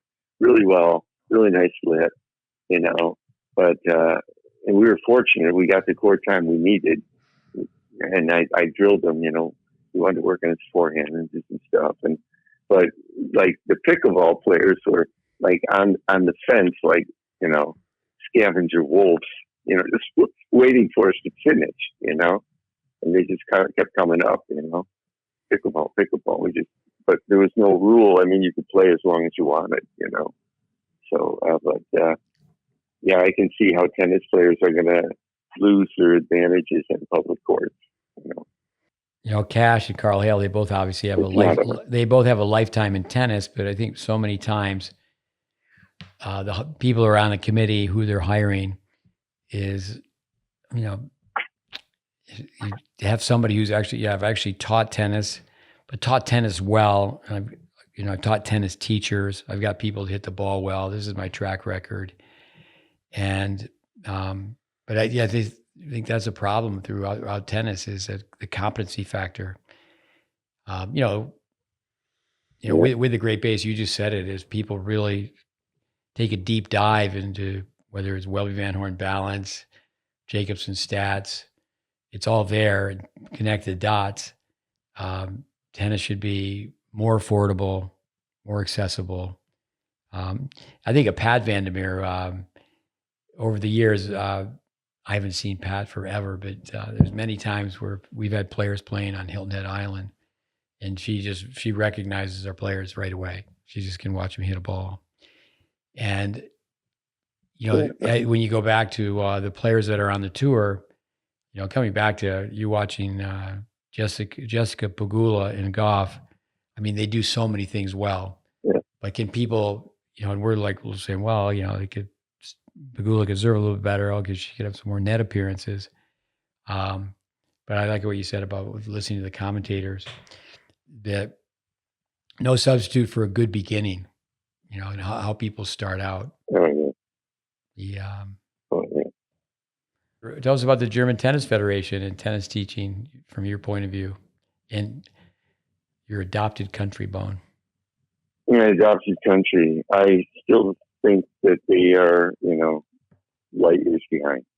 It's just that, the amount, and it's like the amount of people playing tennis. I think the level of tennis is just ridiculously low for the amount of people that are playing. And if people learn in the beginning to hold a Eastern forehand grip, grip 3, and an Eastern backhand grip or a two-handed backhand, and make a loop swing, if they could just learn that from day one, structure all over. I mean, the level of tennis, they say in German, say kreuz and quer, all through Germany would just be so much higher, Okay, and but I've done it wrong. I just tried to, make impression by, getting young kids to hit the ball well to play at tournaments. But that was the wrong way. I should have just gone straight to the federation or a federation, even a smaller one, and convince them that this is the way we got to teach at the grassroots level. This is the system, And I just got capsuled into this tennis center I've been in forever. I think that was a mistake for me. I should have gone to the federation. And, I don't know, maybe, how do you think about yourself? Should you have done it? I mean, you've made great strides at your own independent project, but it might have been faster if you had, got acceptance from the USTA, Well, Dennis Vandermeer one time told me that, you have to really be politically active. Coming back to Cash and Doug Cash and Carl Hale, I was offered at one time to be on the board of the PTR and the board of the USPTA. And I just, as far as the politics of it, my job at one point was to get other people jobs. And yeah, so with, Jim Rogers, who studied under me for a few years, he went to work for you. I remember he was always interested in jobs, and it was Luxembourg was looking for a national coach. And I wrote a reference letter for him. I go, gee, I should apply for that job. Yeah, to go to a small place and have a leadership role. We talked about in the podcast to have a podcast on all the failed projects, all the things that we tried to do that didn't work. But I, at one time, was offered to be the national coach of Puerto Rico. Welly Van Horn and Philip Eisenberg put that together. And I didn't go. My kids were very young at the time, and it required a lot of travel. I was offered, this is back when Ireland only had 2 indoor courts, to be the national coach of Ireland. And that was probably a job I should have taken. It was right up my alley. We're going to go teach where they have no money, no indoor courts, and it rains all day. That would have been right up my alley. And we've tried many times. I mean, recently in Memphis, we went to Memphis as a group. Say, this is a nonprofit. Let's prove, because we wanted to improve tennis teaching. We had a self-motive in going there, but it was just the support system wasn't in place. But it's all documented what we did when we were there. And that just gets buried, So, okay, let me show you this montage of what we did in a very short period of time. I had conversations with Lifetime Tennis in Minneapolis too. They have 8 clubs. I said, well, I'll go to Minneapolis, and if you get 8 clubs working together, actually, where you were in Germany at one point, there was, 4 or 5 of you that I had trained to teach tennis. Yeah. And you had what was going on in that little corner of the world. At one point in East Texas, between Tyler, Texas, and another small city, Longview, just getting people to be united, getting people to work together. It's funny you talk about that little corner of the world. Like when we were up there, I was up there, and East Schleswig-Holstein, and Bobby was up there, and Rogers was up there, and Rogers came, but all of a sudden out of that area in Schleswig-Holstein, the best German girls came. Julia Gerges came from there. Angelique Terver came from there. There's a couple other girls that came from right around there, but so you don't know really, how much the influences spread and, which coach was teaching what. I know Bobby coached in Oldesloe for a little while where Terver and Gerges come from. Okay? And Rogers makes some claim to fame there that he worked with her or whatever.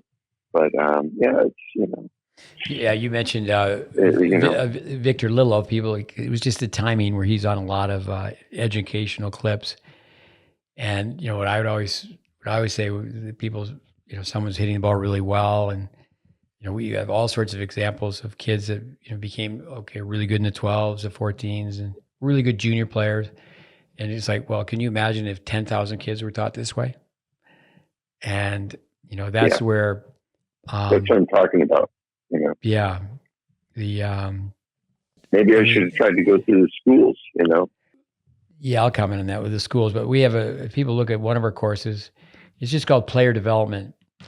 And actually, at one point, we just called it USTA player development because I went to this course, high performance course for a week. And it was kind of like a grad school assignment. Do this, do this, do this. And so I put content together that we do on everyone. And people should go through that course. But the young girl who was on that course, her name was picked out of a hat. And, so she was the one where we said, okay, this is what we've done with this player. But that's what we do with all players. And, she went to the USTA and she was told that, she needs to blend other methods into her game. Well, the person who said that doesn't know that the GreatBase is a blend of methods. And the mother knew afterwards that they put you get somebody going quite well, and then someone says no, you have to change your game. Miran Mann was on a couple of weeks ago. Young girls come to see me several times, once for 6 months, another time for 6 months. She didn't play points for 6 months. Now, one thing that helped is that she had injuries, so she we got to go really slow here. And Miran just said, hey, this is what you need to do, and they did that. And then she was with Tennis Canada, and it's like, well, how did she become one of the better juniors? The other day down in the courts where we have this huge TV, it was Ashton Kruger who come about serving and going forward. I think she was with Dave Anderson, who's been a guest many times, from age 8 to 16, and you just know that she was serving volleying and going forward, and then but just to stay the course. How about if I'm saying it correct, Howard Schoenbrunn? Remember him? Schoenborn. Schoenborn. What was his first name? Was it Howard? I think his name was Jörg Schoenborn. He's the guy who went to Braden's. Yeah, then there was some problems with... Wrote everything down. It wasn't giving credit where credit was due, correct? Right. He went to Braden's, took all the info, published a book, absolute bestseller in the tennis world back then, So anyways, he goes up and gives Vic a book, and didn't mention Vic in the book one time, no mention. Yeah. And issues in a copy of the book, So. Another gentleman, Wolfram Poppel. He hijacked Vic Braden. What he did was he took photos of pros, and then he wrote Braden information underneath it. So it was a pretty good idea as far as, okay, here are the top players in the world, and then he would write, Vic would call it, scientific rationale. Yeah, but he took the logo, the racket with the graduation cap on it, instead of Vic Braden Tennis College, he just changed it to High Tech Tennis College. Same logo. But also, too, started pumping out videotape. But on the cover, to just let you know that he really didn't know at a high level, he had the trophy position, the myth that was part of the logo. So it's like, you didn't even have to open the book and go, well, the guy doesn't really totally know. I mean, he wouldn't have used that as a logo. Yeah. Vic was there, and we were in this place called Ancom. It was a new college he was opening up. So Vic shows up, and I'm there, and the other coaches there, and they have this wagon, and they used to put the ball baskets up on the wagon. And Vic's talking about hitting down on the serve. Yeah. So this idiot, he's right in the middle of the lake. This guy, Wolfgang Poppel, jumps up on the wagon and he hits the serve, and he almost flies off the wagon, and he was talking about, you got to be bigger than 7'2" or something to hit down, And so he jumps up on this wagon and starts hitting balls down, this Wolfgang Poppel. And Vic just starts going on, he was so quick about, the opposite forces.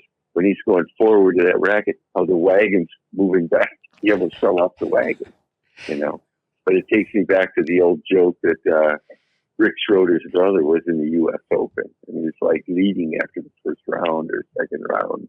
The golfer, yeah. And then Rick stood up in the classroom. And Vic is name dropping. He's got a classroom full of people. And he says, yeah, Schroeder, I don't know what his name was. He's really doing well in the U.S. Open. And Rick stands up and says, yeah, he's made more than he'll make more in 2 weeks than I'll make here in 2 years. Okay.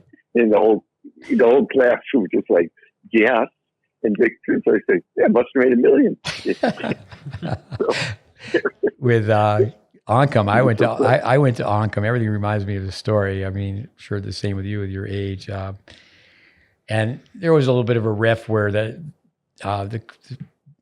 Danny Cooper, who we've talked about before, great guy, loves tennis, still loves tennis, practicing law forever. Now he's retired, but just spent a week with him in Spain. Yeah. So, some of the coaches who were there were opposed to the coach from Tyler, this tennis tech program. So, Andy Fitzell calls me Rambo. I mean, I can teach a few people at one time, so I can't really speak German. I could at that time go out and give a lesson one-on-one, but I'm not going to be able to speak German. And Nizo, Zoner Zo, and I can't remember the coach's name. First name was Jim, and so anyway, he put me on the spot. He goes, "Well, why don't you just run the group?"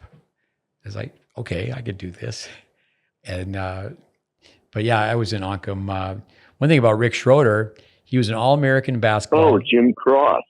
Cross. Yeah, he was a cool guy, but he thought he thought I was going to flop. But he didn't really know it. Yeah. That was the problem, is that Cooper knew it backwards and forwards in comparison to Jim Cross, who I remember him as an intellectual, but because you got to really be in the trenches and 24/7, like totally committed to this. But talking about hitting the ball well, Schroeder. I played doubles with Schroeder in some tournaments. All-American golf, All-American in basketball. And he could play left-handed, right-handed, pretty much same level. He's like a 5-0 player, left-handed or right-handed. But his father played Wimbledon. And did he win the U.S. Open? I think he won the U.S. Open. Well, he won Wimbledon. I'm sure he was big buddies with Jack Kramer. Yeah, he was a world-class player. But of course, there was that before '68. I mean, it was people like Pancho Gonzalez was so great, but he turned pro at 19. So it's like when people start talking about the greatest players of all time, they need a history lesson. They definitely need a history lesson. Yeah. With tell us, you could say something about the schools, tennis in the schools. Oh, maybe we should have just taken a GreatBase and gone into the schools with it. Because if you go into schools, you basically go into clubs. See, that's the thing about over here is that there's not much sport in school, and they do the sport in their clubs, But I think a lot of kids get lost between the school and the club, whereas in America, it was when I was a kid, 3:15, you go down in the spring, you put on your baseball uniform, in the fall, your football uniform, in the winter, your ice hockey uniform. And so, and everything runs over the school, and then you go to the university. It's not like that over here, It's very little university sport. It just, when you start at a club and you stay at a club, that's where the sports go, You got to hit it from all sides. I think really the schools are important to try to go through schools. I think, we mentioned the PTR, the USTA. I remember, young people like a Craig Tiley or Dave Anderson. They've had a lot of success in tennis now. They signed up and they were part of the USTA Speakers Bureau or the USTA. They were clinicians and they could go to junior highs. And I remember they both had exams and I had to cover their clinics, school clinics. Of course, that's a story in itself. But I think really the family. But yeah, it's just amazing. People ask me, "Hey, what do you do for a living?" I go, "I fight ignorance every day." I mean, you just look at players and okay, they're ready positions inefficient. Right from the get go. But yeah, I think you have to hit it from all sides. Tell us about padel. I know pickleball is big here. They always say padel. I mean, I've only Paddle, like a ping pong paddle. They call it paddle. Well, it's growing too. It's interesting. We go on vacation every year up to Zilk for a week. It's really nice there. And so Miles had found this court, and we bring the balls with us because right after he goes on this vacation, he usually flies to America. So he wanted to stay hitting balls before he shows up at his university. So there's two courts. They were probably built in Boris Becker era, and one of them's got a paddle on it, and the other one is still an old tennis court. It's enough to feed balls and to hit and practice on. You can't play any competition on it, but so it's a big question. This guy, he says, "Yeah, I played Bundesliga paddleball. I live in Hamburg, and they were playing over there." And I said, You think next year this tennis court's still going to be here? He goes, no way. But I'll be interested to see if the tennis court's gone and they got a second paddle court up there. But it looks fun. Is pickleball, you can play it off the walls? No, you can't. Huh? No, it's wiffle ball. It's a short court. It's wiffle ball. Yeah. It's okay. Well, this paddle, you can play it off the walls. Yeah, it's going like squash in a way. The island of Zilt. I didn't know you went up there on vacation. I was like, I think it's we've been going up there for years. I think it's a great place to go windsurfing. I taught tennis at the island of Zilt. I mean, I remember there was a pub restaurant that was in a bomb shelter. Does that still exist? I don't know. Island of Zilt. I don't know about that. I wasn't there when you were there. I'll tell you a quick story. We got to get Scott Wittenberger on. So I go up to Zilt and I'm told there's an American tennis coach coming in, and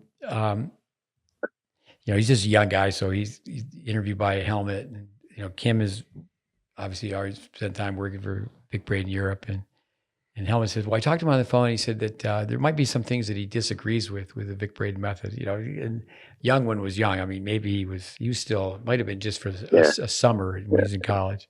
So I'm in the back of the room, and this coach is going to come and meet me at 2:00. I'm in this back room, and so I don't know. It's a young tennis coach, plays college tennis from California. The door opens up, and I go, young one. So anyway, he was up there working with us. There's so many connections. He actually had a lot to do with Craig O'Shaughnessy in the Brain Game. They played college tennis together, and he was coaching Dustin Brown when he beat. He came up at that club they had in Barsinghausen, Germany. He beat Nadal at Wimbledon. Yeah, and at Wimbledon, yeah. And but that really helped Craig O'Shaughnessy. I haven't seen O'Shaughnessy on TV. It's too bad because they need to do a better job with stats. Yeah. I know there is a Wittenberg that lives up in northern Germany still, in Hamburg somewhere. It might be Chris. He had a son that played too. A lot of years ago by Chris Wittenberg. He was last I knew he was in Atlanta. I never met him. I knew obviously Kim, and Kim's in Italy. Yeah. He's retired. Listeners, Mark Costello. We talked a little about ice hockey on a podcast. Kim's retired, so he's not on the Mark Costello retirement plan. You know what the Mark Costello retirement plan is, Hamlin? Work till you die. Huh? Yeah. Yeah, that's where I am. Yeah. I got it. Teaching tennis is really not work. I told a group of kids today, I said, you need stamina. I said, we're running these immersion days, and we'll do it for 90 days. Just 90 days, go, go, go. That's kind of like I've told people before. Yeah, I've run summer camps. Your situation is, I got to get out of the situation. I don't want to say anything right now, but you give an hour lesson to a group or whatever, and the lesson starts, and you have a build up, and you have sort of a climax at the end, and try to pick up the spirits of the players, and everybody's excited, so they want to come back, and then the next lesson starts, and then the next lesson starts, and the next lesson. And whereas your situations where you got one group and you work on them for 3 hours. 3. So that's kind of cool. More like 8 per day. Well, and then break. 3, yeah. Well, then a break. Yeah, tennis lessons are understandably. I tell people it'd be better if you could take 12 5-minute lessons, but it's just not practical. So people they drive their child to the club, and you can't argue with one-on-one. But I don't really like I don't like the tennis academy model here in the U.S., and I don't like the private tennis lesson model.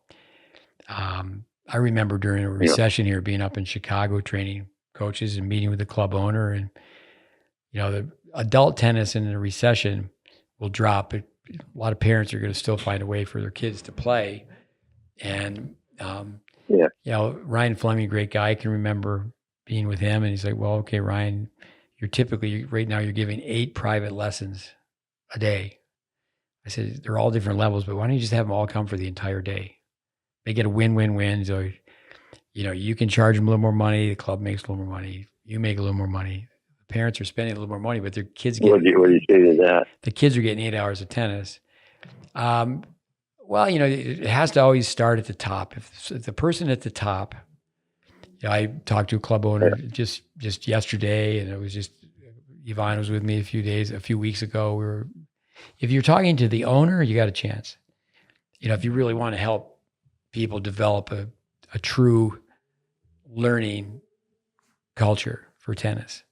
True developmental program. If you start at the top, the owner's got a chance. If the owner gives you the chance, you have a chance. The tennis director, but that whole thing, we're all on the same page. Bradenism, no, you're not even in the same book. Getting people to work together so there's continuity from one coach to the next. There just has to be common denominators. But then what happens is the person who plays a little bit better, has got the gift of gab, has coming back to Doug Cash, the pizzazz, the personality, the Pied Piper. A lot of times a really good technician gets lost in the shuffle. What I say is, I don't care, if one coach is a little louder, one coach is a little funnier, one coach lets them makes them go in a little more, one coach runs them a little more, just as long as the language is the same from court to court, just as long as the information is the same from court to court. You can apply the information, moving them more, or joking them more and this and that. You can apply all that information. You just got to make sure they're getting the right, input. Right. That's, I'm saying that's a strategy I use for working with more coaches. It's not like, okay, everybody's not allowed to tell jokes. You can only go to the net after the 4th lesson and that type of thing. I just let them do the thing. A funny thing happened the other day. I have this assistant coach. I want to bring him over to you. It's Tata. He's a kid from Thailand. He's Thai German. And he's a pretty good player. He made the finals of the Berlin Championships, and there's some pretty good players here. And so he's playing this other little money tournament, and he makes it through, I think, a quarterfinal or semifinal. And I didn't hear from him. So I wrote him a message and how'd it go today? You know what he wrote back? I'm quitting tennis. So why is he quitting tennis? Well, he lost 0-3. Hey, he's not going to quit tennis. He loves it too much. People have to be in the game a long, long time before they really know what a high level player is. Like, okay, this is a high level. Yeah. You know, yeah, McPhee. I mean, there's just the book on so many different levels of the game. It's just all the connections and all the different chapters. To you know, what do you used to say about German? It's a dead language. By the time you learn it, you're dead. I mean, I think that's what I think that's what they said about Latin. But Mark Twain came up with that. You know, he also said the German goes to bed with the subject and wakes up with his verb. But they have all these huge sentences, and at the end they stick the verb. You know? Okay. But Mark Twain, Roger Federer, a book of quotes of Roger Federer should be a quote. So Mark Twain quotes: "If you could be born at 80 and live backwards, you know that's I tell juniors all the time. You don't have wisdom. You have wisdom teeth, but your parents, you know, wisdom is knowledge with time." Jim Smith used to always pound in this: as you get older, you shouldn't be working for your money. You should be making your money on what you know. I know, not how much you work to do. You're making money on what you know, or something like that. What was it? Yeah, smooth that out for me. With no, I think really with you know you're all these years in tennis, people don't really know. Like say in your Kreismeister, your circle, circle champion, like the compound words of the German language, but within your area, you know, that's what we're trying to do with the GreatBase is carry the torch of tennis teachers from the past and, you know, talk about lost arts and, you know, but I do think it's a historical perspective. You know, you go from Mark Twain to Einstein. If you don't know the history of your subject, you don't know your subject. Einstein, if you can't explain your subject to a 6-year-old, you don't know your subject. It's kind of like the swing on the, I mean, now the tennis, the forehand is a merry-go-round. But Vic, you know, okay, Ferris wheel and the ball rotates like a bicycle tire. Very few people hit true topspin. You know, we have kids rallying and it's, Andy Fitzell calls it the UFO, you know, it's, you know, then you have to explain what they mean by a UFO. Unidentified flying object, and your forehand is going like a frisbee. You know, Jim Smith with he was my first ice hockey coach, and I'll never forget. We had a practice at the Syracuse Memorial, and he said, "Next Saturday is our first game. We need a goalie." And the first thought that came through my head was, "Hey, if I'm a goalie, I can play the whole game." You know, I said, "Well, I'll do it." You know, that was the first thought. But then later, when you get older and it gets a little more intensive, he always had to do skating drills with full equipment, you know. So that was kind of tough. But I wasn't the last one, you know. I wasn't the last one. With, I tell, you know, talking about knowledge is that I love to tell kids, hey, I'm interested in, you know, what you know, not interested in what you think. It's just what do you know, you know, and then put kids on the line. You know, okay, you explain the forehand. I just explain the drill. You explain the drill. Moving on, what were we going to next, Hamlin? The evolution of the GreatBase and the evolution of the GreatBase in Germany, and it's still here. You know, I'm chipping away at it, but. That's why I want to do this book, so I leave a little bit behind in my legacy. And I'm just going to try to promote it. You know, I'm going to send it maybe to a few federations and see what they think, you know. But I think there's room for it here, and I think it could be accepted, but you got to, you know, go for a lot of egos and go over a lot of hurdles and whatever. But anyways. It really would take someone like say a Roger Federer to be a spokesperson for, you know, how tennis is taught at the grassroots level. And then that becomes political. Well, I don't want to affect this group or offend this group. And, you know, I think on one of the last podcasts, Yvonne mentioned that we need to do a better job with more content.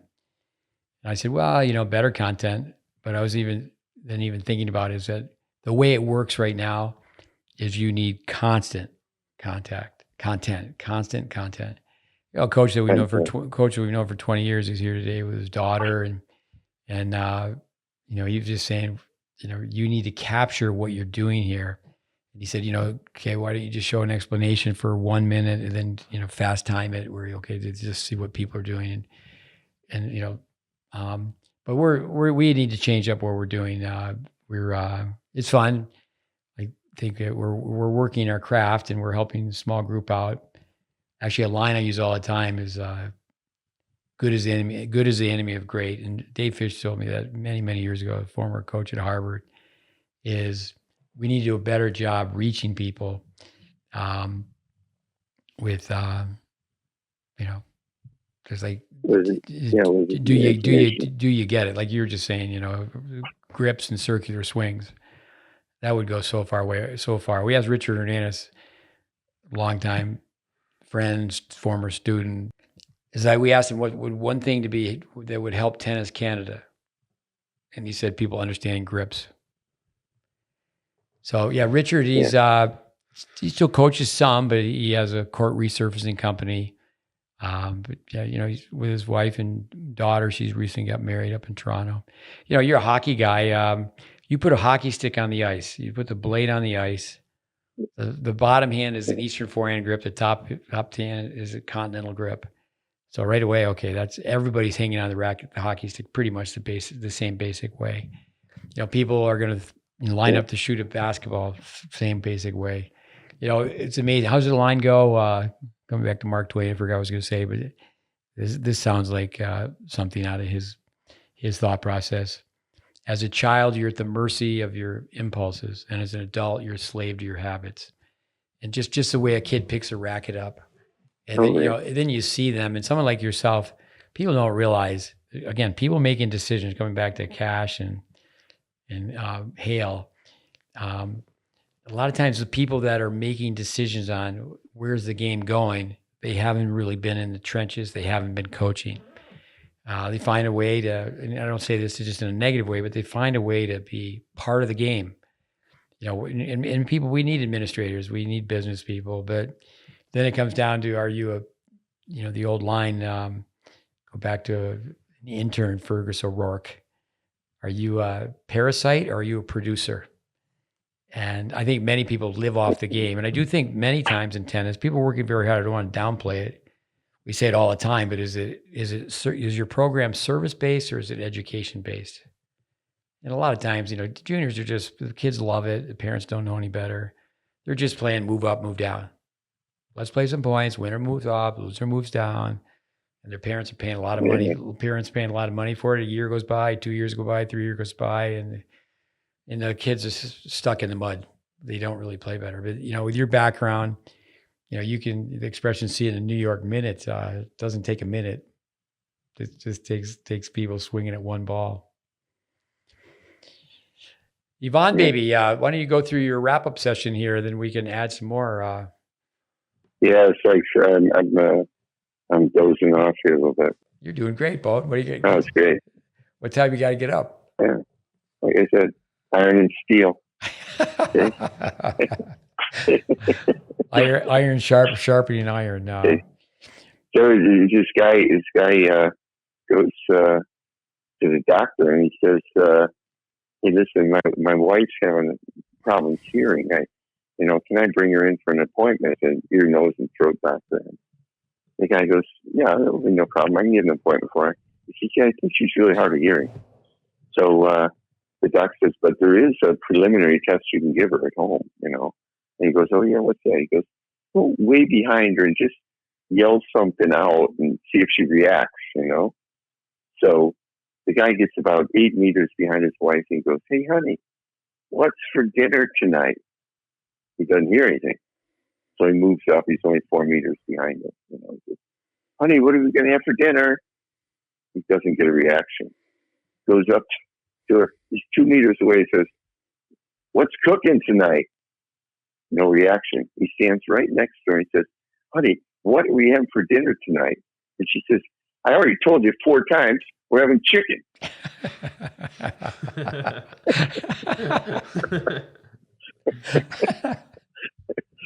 Mark Hamlin. Oh, God. with Yvonne, why don't you be the guy to tie this together? Okay, give me the wrap up. Let me go through them. What would you do with her? Just hit an overhead at the start. You mentioned that. Regarding the players, upper arm to the chin, the wrist and the arm take a ride on the shoulder.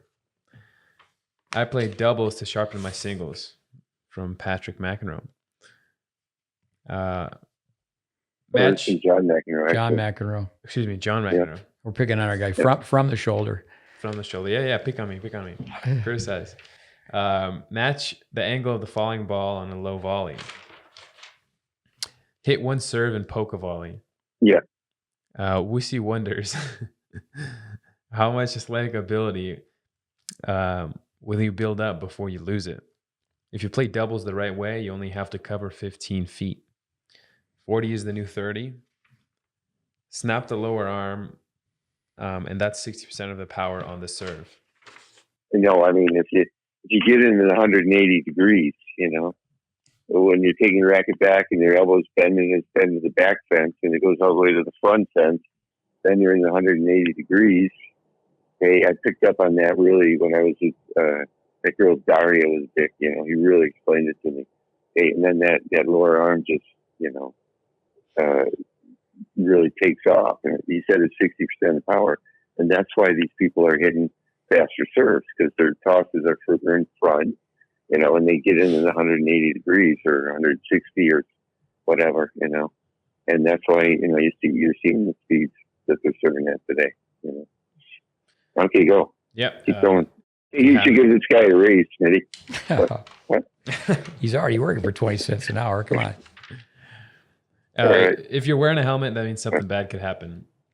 Secret to Success is Fundamentals from Lombardi. Now that I finished my first book, I can start reading my second. The GreatBase is a blend of methods. On the same page, we're not on the same book. If you can be born at 80 and live backwards, if you can't explain your subject to a 6-year-old, you don't know your subject. Interested in what you know, not what you think.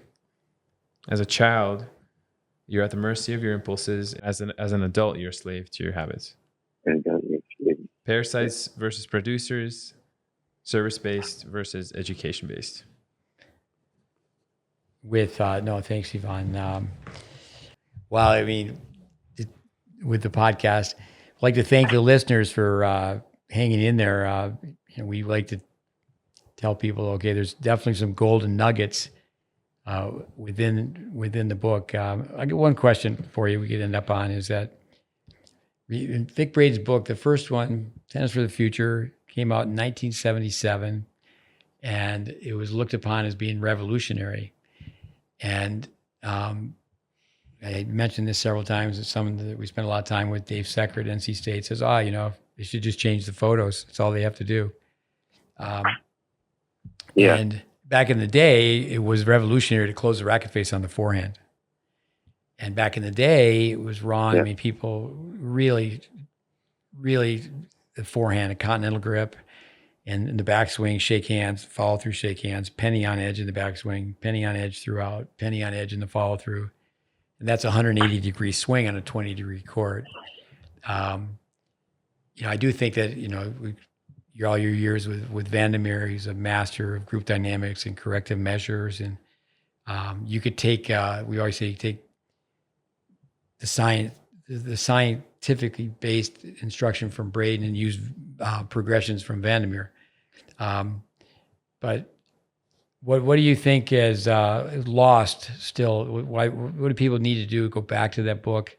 You talk about these photos. I mean, they may be a little corny with that, but they weren't that bad. I mean, if you see him demonstrating in photos on the forehand, that upper arm's right to the chin, the backside of the hand is higher than the, I mean, you really, and when I was out there with Daria Gaios and Lisa Mechka, I went to Vic for 2 weeks with them. Okay, and they both won national championships. Okay, and he had them standing on the single sideline and making them follow through all the way to the double sideline, I mean, he was really big on the long hitting zone, and that upper arm to your chin. And when, you just see some of the stuff they're doing today or teaching today, just drives you nuts. But I think that was a big, don't you feel that way? As far as the hitting zone goes and, swinging for the upper arm? Do you think, what was Daria's last name again? I spent a lot of time with her. Gaios. I'll tell you a quick story about her. Our listeners, Mark brings her over. I'm telling you, with the father, she's like 5-6 years old, just like Henry Squire came at a really young age. And she already hits the ball well. She's already hit the ball well. And I remember it was Gamma Sports. A guy came to see me from Gamma Sports. And, he just wanted to sell strings and rackets and, ball hoppers. And he had graduated from the University of Illinois. So he asked me if I've heard of Illinois tennis. I go, yeah, I've heard of it. Jennifer Roberts, Craig Tiley.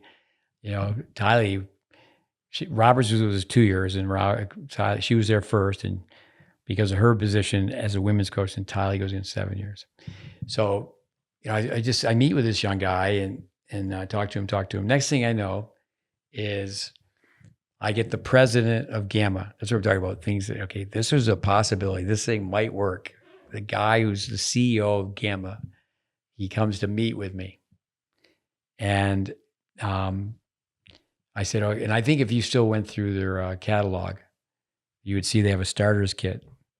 And in that starter's kit, okay, the baseball trick with the 3 balls and a sock, a cone, a tee, a pamphlet with illustrations on what to do. And at that time, it was a VHS tape. And it was like, okay, this is what parents need to do in their garage, in their basement. Braden used to say that, the best tennis teachers may be teaching tennis in their basement. They might be teaching tennis in their garage. It doesn't mean that, okay, you're at some fancy university or you're at some posh resort or you're some name academy. But what happened with that is they put it together, but there was like no coloring book. So a coloring book, okay, that's, one page where it's, like you're saying, hey, the follow through, the hand has to go higher than the eye. It's a lifting motion, upward swing for downward spin. And then, it would have been really a very short, simple video on how to practice with little kids at home. But the reason that the owner couldn't do that, it becomes political to support tennis teaching methodology. And what Vic would say is that don't use the word method. The ball doesn't understand method. That's the human element. And but yeah, Dario Garos, I mean, granted, you guys could have got her on red clay more. So, well, there's a lot of girls on the tour that she had winning records against, still on the tour. Laura Ziegemann. Hopefully, she's found a new path and doing really well. But she was a little bit troubled, and you sent her over to me. And I mean, Martina Hingis is calling, and I'm on the phone with Martina Hingis, and she wants to talk to Dario, telling her not to quit. But you could just watch this girl hit a tennis ball. There's so much more that comes into it. I think it's great that, what Boris Becker said about Henry Squire being a gentleman, a kind soul, whatever. I mean, solid citizen. But just how do you hang on to the racket? How do you swing the racket? There's so many people out there, and the parents, consumer beware, and that they're saying, well, it's not about ball striking. And then again, more than half the people that are talking about ball striking, I mean, with, when they tell you when you get to the contact point on the forehand side and turn your wrist like it's a doorknob, I mean, like my father was a civil engineer. Yeah. Dad, could you figure that one out? And I'll just end by saying this. One time Newcomb came on TV, top Aussie, number 1 player in the world. He says, you come right over the top of the ball. And my father said, what do you think? Just watching the US Open. And I was into tennis teaching at that time, big time. I had several years in the game. And I said, what do you think? You're the engineer. He goes, the ball hit you in the foot. So then I asked him, I said, if you could, he said, he loved golf. I said, well, if you could take lessons from somebody who could really make you a great golfer, or take a lesson from Arnold Palmer, who'd you take the lesson from? He thought about it for a minute. He said, Arnold Palmer. And I go, oh, my word, Arnold, a lot of lessons from Arnold Palmer, but let's sign off with one comment from the bone. So we can go write it on the bathroom wall. Yeah.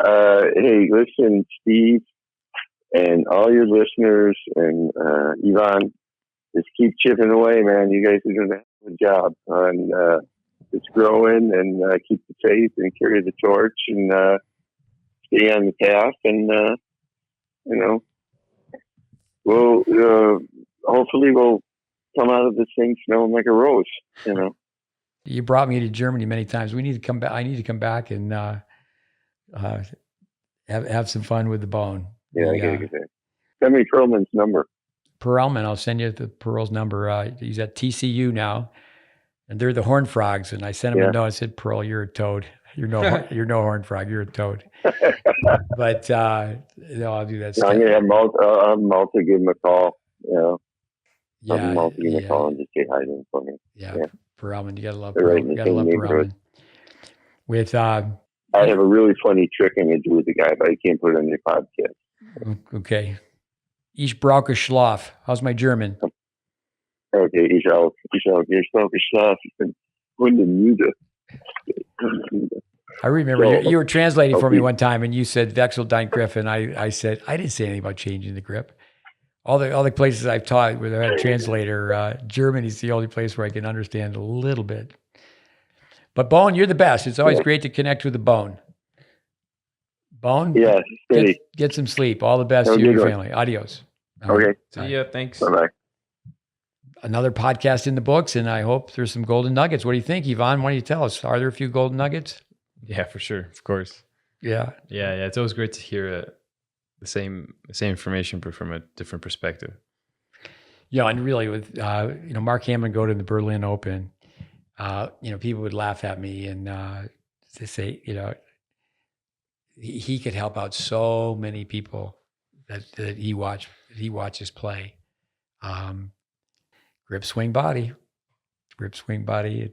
and toss. All right, we're out of here. Good night. Thank you. Adios.